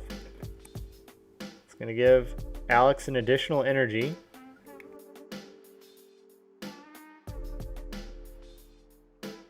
Oh! I think Alex just realized he does not have a silent irregularity in play anymore. So the End of the Rift is just draw an energy. That is pretty big. He does have invokes. Zach does not have a hand to leech it. Although he can use his Brigantine to potentially destroy that energy before Alex does anything. There's the glimpse, so we're going to see Zach destroy it. Nope, Zach's just going to let it resolve. Interesting choice.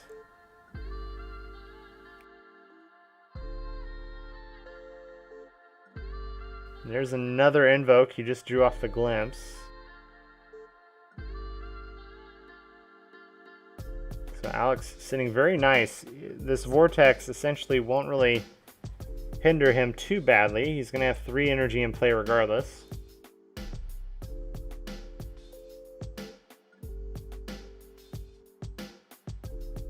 And so will Zach. So this really puts Alex in a nice spot here. He opts to use Brigantine's ability from hand to put it into play.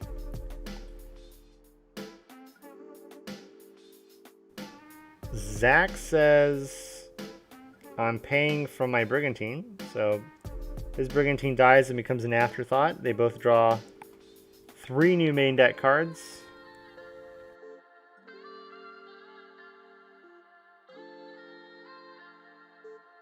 Both of Alex's Brigantines are out right now. And honestly, Zach, once again, kind of on the back end here.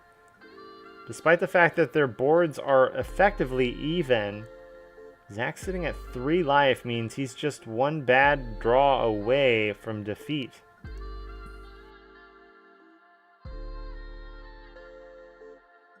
Both players, I think, are opting to resolve their Brigantines. Alex destroying that Flash Fire. Zach just destroying one of the blank energies.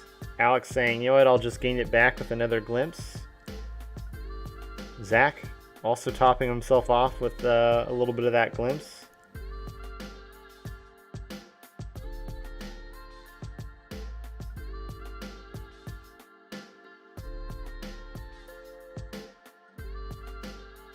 Alex looking through his graveyard. That's usually a sign he might have a relapse in hand. Going over options.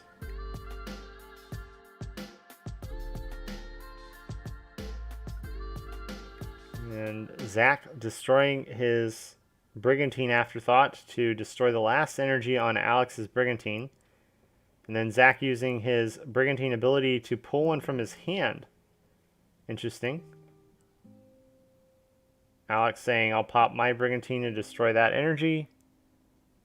And now I believe it should be Alex's creature phase unless an attack phase was declared.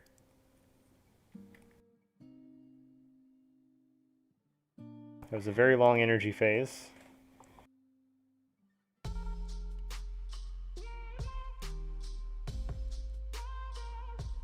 Yep, there's the flash fire coming out. That's going to give him another pile of energy that he can summon something onto. And he summons a hallucination. Zach debating if he wants to trigger Caustic's Afterthought ability to draw a card. He chooses to, but he can't. Mechanical is in play.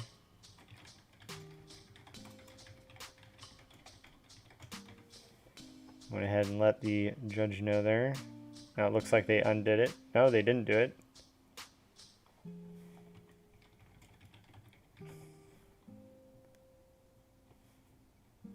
So the Caustic silhouette should not have drawn into the glimpse of the sanctuary. Looks like they're resolving that now. Looks like they're going to give him the Caustic back. That's very generous.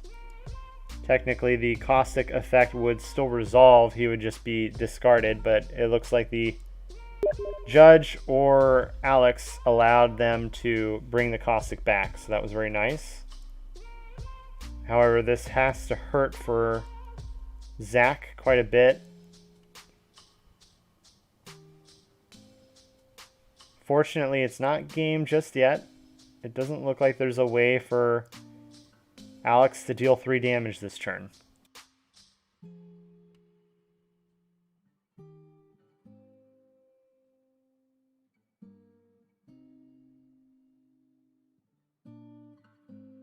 So what exactly will we see Alex do?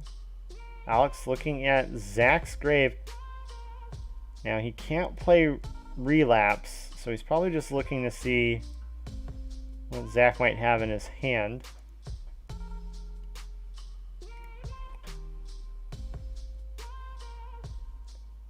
Looks like trades are happening. Flashfire traded with the Brigantine.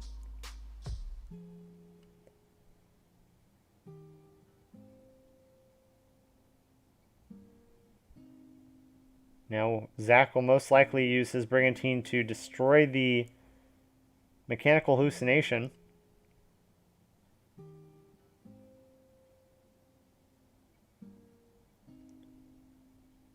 Alex saying, no cards for anyone. Vortex coming out right away. But you know what? That's actually great for Zach. He does not want that Vortex hitting him during his draw phase. So Alex doing this now, very interesting move.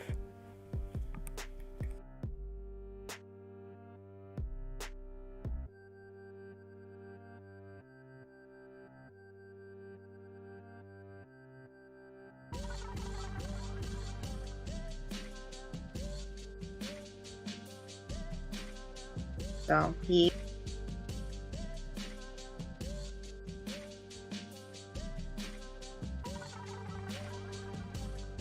looks like Vortex did go off. Zach, now armed with a leech in hand, responds to his own Brigantine ability. Unfortunately, kind of premature, as Alex now responds with his own leech. Oh, but expertly, Zach has a glimpse, which he can't draw from, but he can still add an energy to that pile. So we're going to see the energy go there. It's going to save the pile from destruction. Alex's leech goes off first, which means he gets to send one of his creatures to 2. This is critically important. Yeah, he chose the right creature. Well, actually, it won't matter. Zach still going to be able to destroy 2 energy here with his own leech and his Brigantine. Don't know where I got Harbinger from. So now we need to resolve this leech on Zach's side of the field.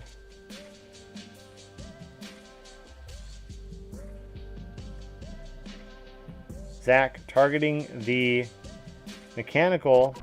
Now we have the hazardous Brigantine queued up.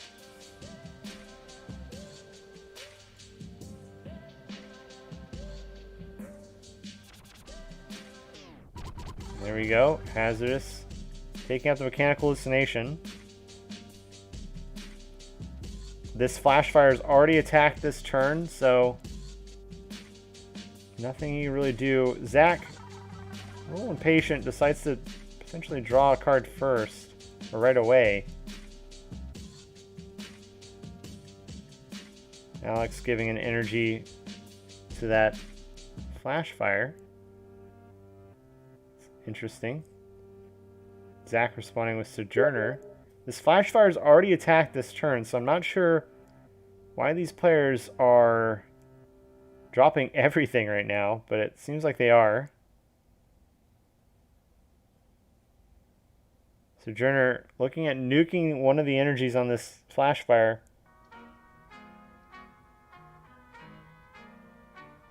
Only 2 minutes left in this round. Holy cow. Yep, we're going to see a reversion on the Flashfire. Alex may be trying to bring a Brigantine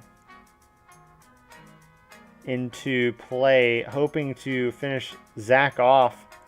But now he's only going to have 3 or 2 health. He would only have 1 health left. I don't know if Brigantine was already used this turn by Alex. I kind of lost track. It was a long turn. It looks like Alex passed his turn over to Zach. Zach, this is his chance to not just get back in this game, but prevent himself from dying next turn.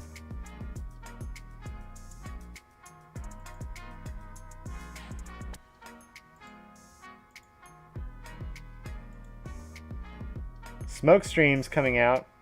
At least one. Looks like he played one and Alex told him, stop. I have something else I want to play. He decides to respond by moving Brigantine into play. Now, Smokestream can technically still resolve here. He can force the Brigantine to battle if he wants. There's really no reason to, but he could.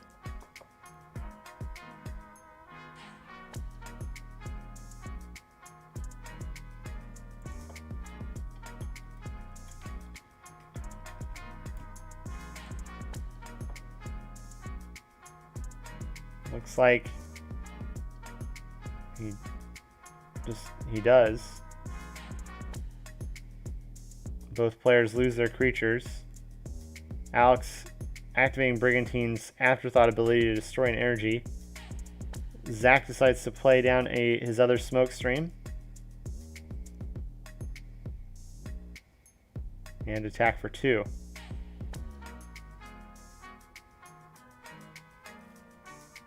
And it's over to Alex's turn. Zach's field not looking too great right now, considering how low on life points he is. The main takeaway here, though, is that Alex cannot play Chronological Relapse right now, or End of the Rift. That's a huge boon for Zach. Although that may change soon. He should have Silent Regularity in hand right now. Very good chance that Alex plays it and sacrifices it in some way. Zach preemptively playing a Dimension in Ruin to try to destroy that energy, but Alex responding with a Leech to save it.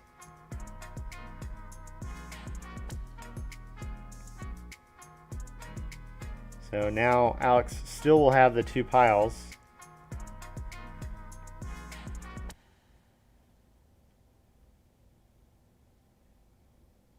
This is very close. One misplay away can lead to a player losing right here. Particularly Zach.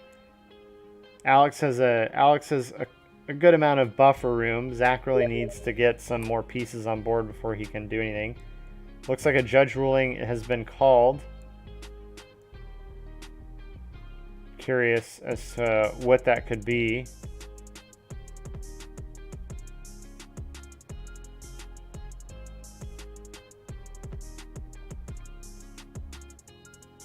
Oh, it's because we're in turns.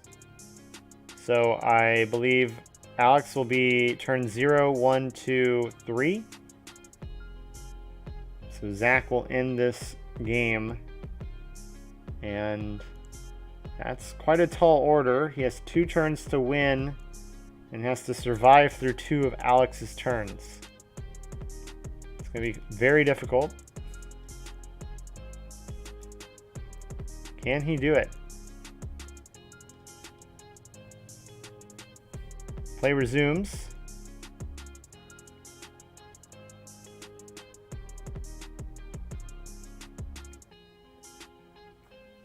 Alex sitting on a pile of 1 and 2. There's the silent irregularity we knew was coming.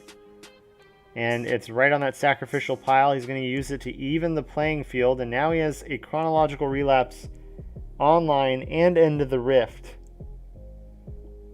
This just got a lot more difficult for Zach.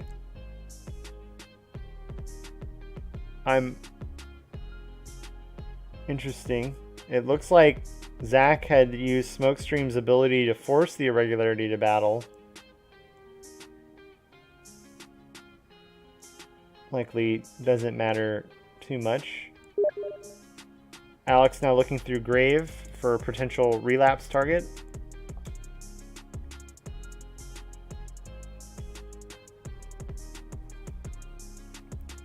This is certainly scary. Most likely Alex is trying to figure out, is there a way for him to get just 1 more energy on that flash fire? Because he just needs 1 more damage on Zach. Right now he has 2 damage. He's missing just 1. It must be he does not have a Brigantine. No, surely he has 17 cards in Grave. Surely he has a Brigantine in there. Zach does have 1 card left in hand. If it's a Mysterious Sojourner, that might save him this game.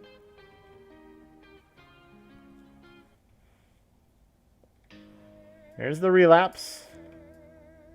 Not sure what he's targeting just yet. Could be a glimpse. There's the glimpse. Additionally, gonna let him draw a card in addition to that energy. All he needs is 1 more creature, which, be it Brigantine or something else, he should have. And there it is. There's the Mechanical Hallucination. Zach responds with the Sojourner. That's going to save him. He'll live with 1 life point.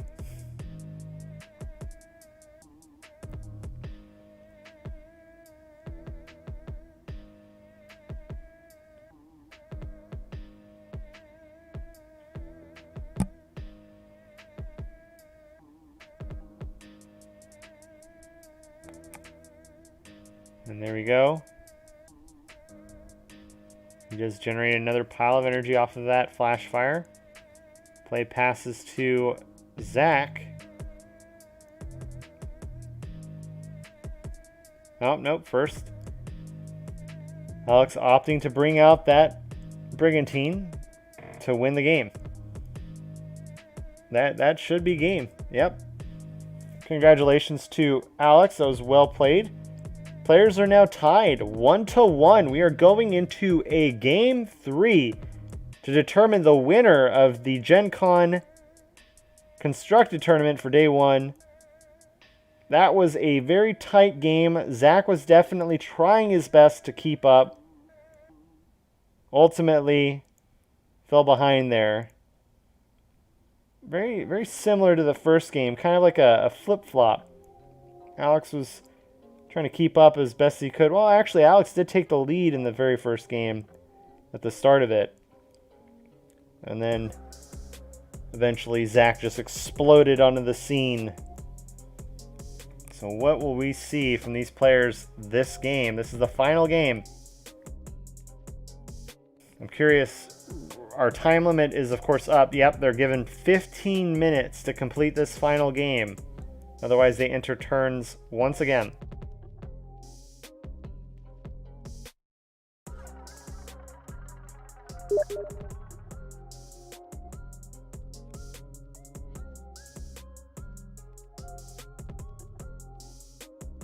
Zach will get to go first this time, which will be a significant advantage.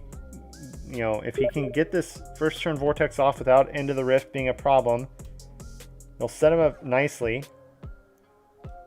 He does not have that. Well, he might still have the Vortex. He's playing out the energy. There's a glimpse. That's great. That's what you want to see. First turn glimpse. Alex probably doesn't have an Invoke. We would have seen the Invoke dropped right here. Even more good news for Zach. There's the Vortex. Do we see End of the Rift? We are. That is unfortunate for Zach. Alex once again saved by those first turn Into the Rifts. Very fortunate. It's the only card in his deck that would save him. Fortunately, that was enough. Zach passes turn. Alex starting off with energy. Zach immediately leeching it again. Leech comes out. Oh, Zach reveals the Dimension in Ruin. This will prevent Zach from being able to leech, but it will also stop Alex from benefiting from the energy gain. Alex will, however, get a main deck card. Alex's opening hand, not too great, but Zach no longer has cards in hand, so Alex knows he's mostly safe here.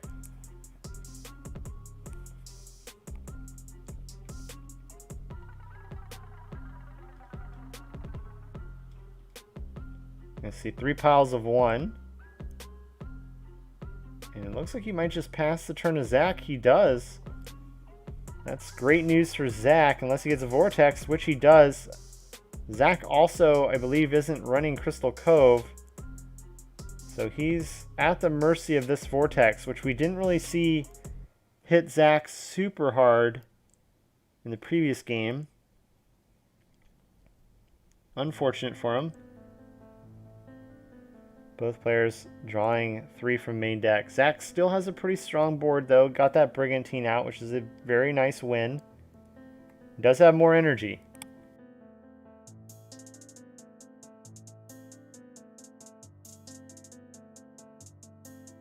Let's see. We see a chronograph hit play. This is huge. This is very good for Zach. This is his best bet of getting this early win before the time limit comes up. We see a glimpse drop.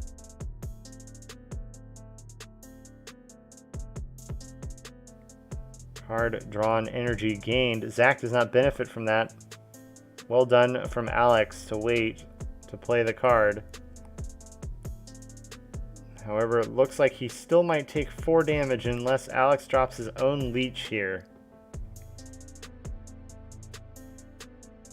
Chronograph, very dangerous card. As we've seen, Zach has swung for 25 and 36 damage with Chronograph in this tournament. Now, the real question is, will Alex reversion the Chronograph or the Brigantine? I think that was the right move. While Brigantine being reversioned is usually pretty bad. Oh no, this is really bad for Alex. An Anathema being dropped right when that Brigantine hit play. Well done by Zach. That was very smart patience built there. He's going to get to play that Anathema and swing for 6 unless Alex saying, all right, I'm going to reversion your chronograph as well. Zach deciding to make it an afterthought. Will mill for the Anathema. So the reason Alex decided to reversion that was now Anathema cannot add 2 energy to a creature. It can only add 2 energy to the bottom of Zach's deck.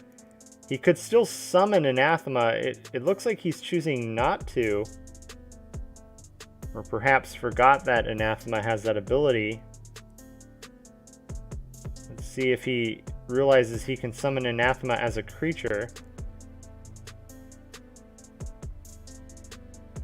Now, the dangerous part here is, oh, he's debating if he leaves, if he lets Anathema, yeah, if he lets Anathema go to the graveyard instead of become a creature, he can deal 4 damage with his Chronos here. I suspect the ruling question might be, Zach probably declared an attack earlier and it was canceled. Does the playback rule allow him to now attack with his Chronos because he hasn't technically resolved an attack yet? It's a great question. I don't believe that's come up yet, but as you can see, you can only attack with either your afterthoughts or your creatures. You can't do both. Because his initial attack with his creatures was playbacked, does he then get to attack with Chronos? It looks like Judge ruled no, he does not get to attack with his afterthoughts. If I was Zach, I would have then said, well, then can I summon my Anathema and just attack with that? But it looks like he chose not to. Vortex coming out. Looks like Alex does not have an End of the Rift this time. He's going to be forced to play out his hand. See the leech. We might see some invokes here. And, oh, there's an End of the Rift. Never mind. He did indeed have an End of the Rift. Interesting that he played the leech first.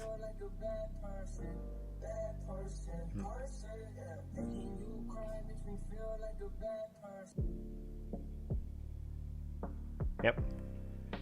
End of the Rift resolves. So once again, saved by the End of the Rift. Zach must be kicking himself right now because that is just the most frustrating thing. To have 2 great Vortex turns and both times your opponent just so happens to have End of the Rift in their hand. I certainly understand his frustrations. But Zach, still in a decent place. Alex has all this energy. That would have been great to Vortex out of Alex's hand. Unfortunately, it just did not play that way.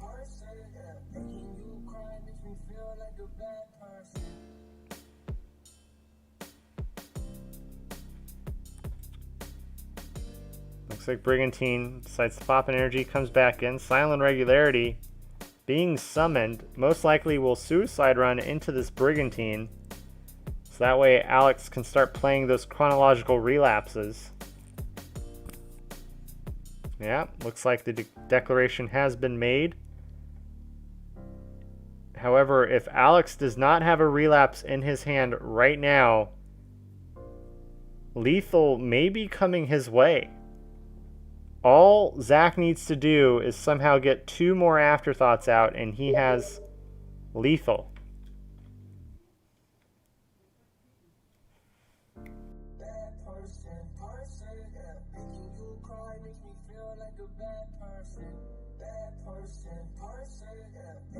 Looks like relapse may be on the table here.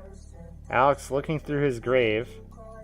We're most likely going to see Alex relapse into a Vortex in an attempt to shut down Zach, which should work. Zach has no way to prevent a Vortex from resolving here. Very well done by Zach. That's a great move. We want to see a Sojourner. If a Sojourner gets thrown out here, Zach has 9 damage on board. It looks like he doesn't have a Sojourner, however. He's going to have to let this go through. Unfortunately, 9 damage is not enough to win the game. Zach will be 1 damage off. And Alex just drew a fresh hand of cards.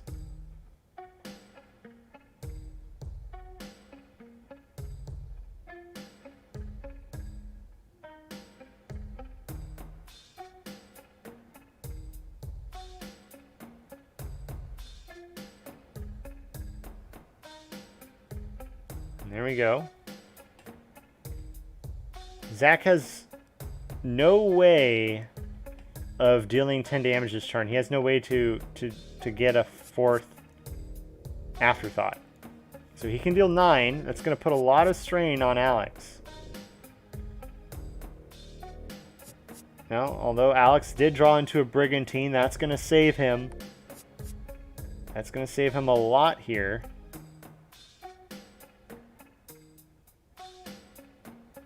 We see Dimension and Rune come out. The question is will Zach choose his own Brigantine or his opponent's? He decides to choose his opponent's. This probably tells me that he doesn't have a Mysterious Sojourner in hand, because this would have been a great turn to play it. So he's decided not to bother going for the 9 damage. He'll probably just go for the 4.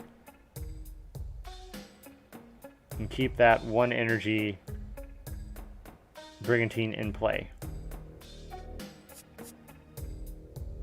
Okay, I'm not sure why Alex just took 6 damage.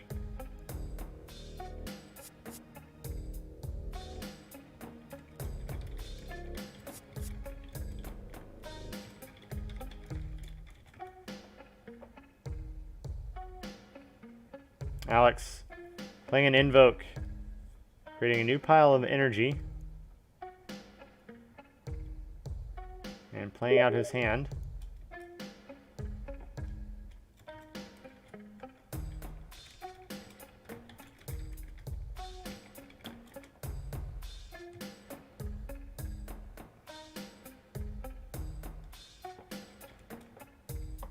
The reason this did 6 damage and not... Wow, that's even more insane. Zach actually could have had lethal this turn. The Legion's ability is for each afterthought in play, not just afterthoughts you control. Which is actually bananas. So this is 3. If he had somehow got this Brigantine as an afterthought, he would have had a total of 4. That would have been 16 damage. Would have been lethal. Alex coming back with a vengeance, though. He currently has 7 energy on board. Alex may regret not going for lethal last turn. This is very scary for Zach right now.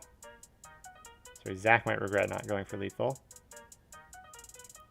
Zach deciding to pop.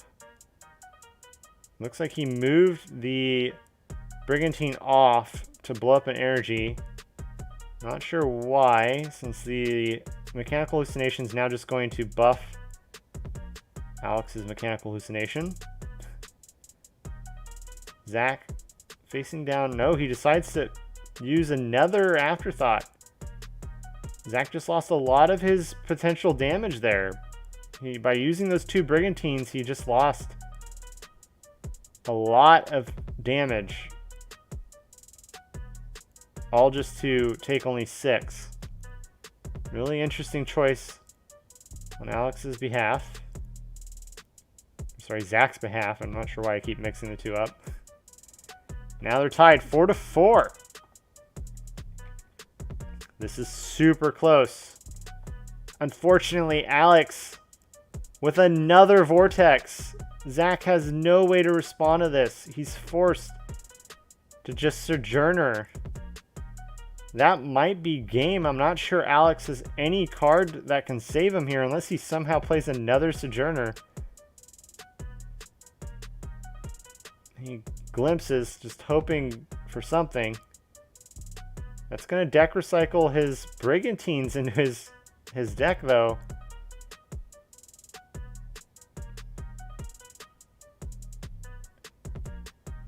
Oh, he can't even play it because the Mechanical Hallucination's out. It seems like maybe he forgot or it didn't really matter, so he just played it anyway. Vortex resolves. Both players are going to have to draw 3 new cards. Unfortunately for Zach, that means he loses the 2 Brigantines in Graveyard. This might be it. The only card that can save him here is if he draws 2 Mysterious Sojourners. He accidentally draws his entire deck. That's a warning.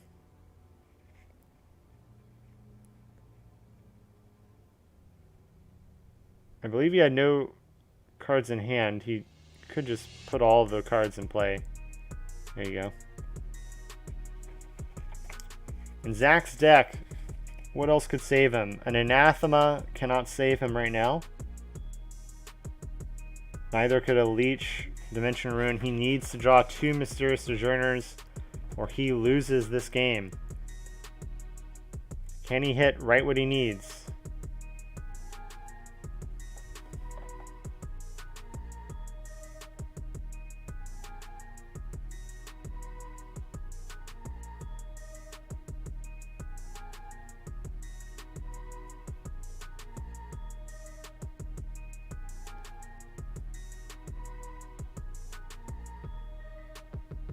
Not sure how the Legion just went to discard here.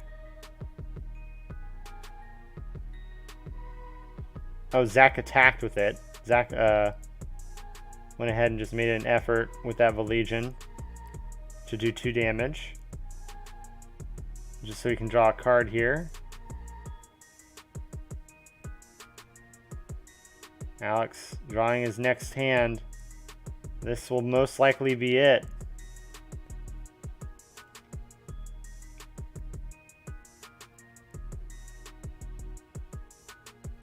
Zach desperately needs to have multiple Sojourners in his hand here,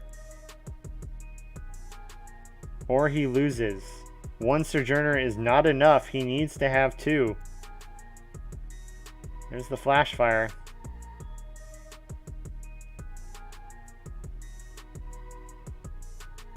For all the well-timed Into the Rifts that Alex had, can Zach replicate that good fortune? These Flash Fires won't mean much so long as Zach does have a Sojourner in hand. Specifically 2 of them. And he doesn't. Zach concedes the game. Alex is the Gen Con constructed tournament champion. Excellent job to both of these players. All 3 of these games were super close. Could have gone either way. Very well done. Very entertaining. The other matches have already ended, so this was the end of the tournament. So stick around. They'll be crowning today's champion and announcing runner-up winners once the match is completely over. And Alex did give the final attack.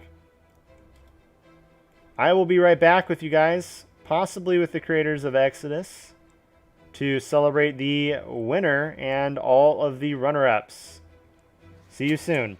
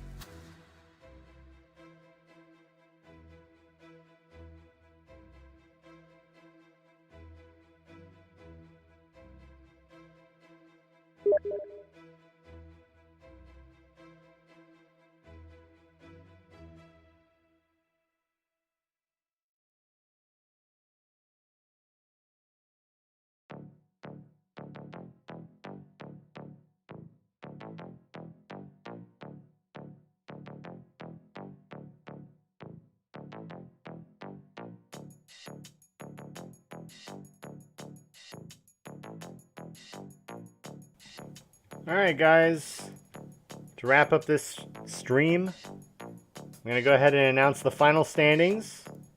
In first place, we have Alex P. In second place, Zach C. In third place, we have Nick J. In fourth place, we have Ryan J. Fifth place, we have Lucas W. Sixth place, we have Phoenix R. And seventh place, Brian V. Everyone's going to get 3 times the points towards their Exodus Worlds 2021 invites. That's organized play points.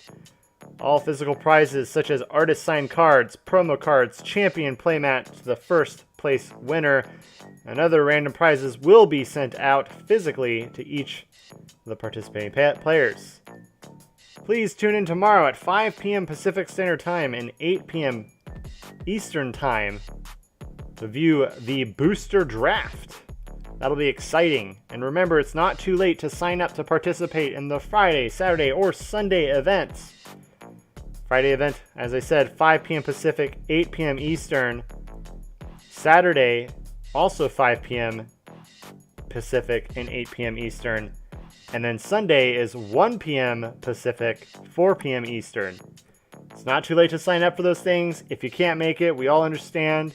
But definitely try to tune in and check out those drafts. It's draft on Friday and Sunday, constructed on Saturday. Thank you so much for being here, guys. You guys were a great audience. I hope you enjoyed the commentary. I hope you enjoyed the epic games. I look forward to seeing you guys tomorrow. Have a great night. See you later, Drifters.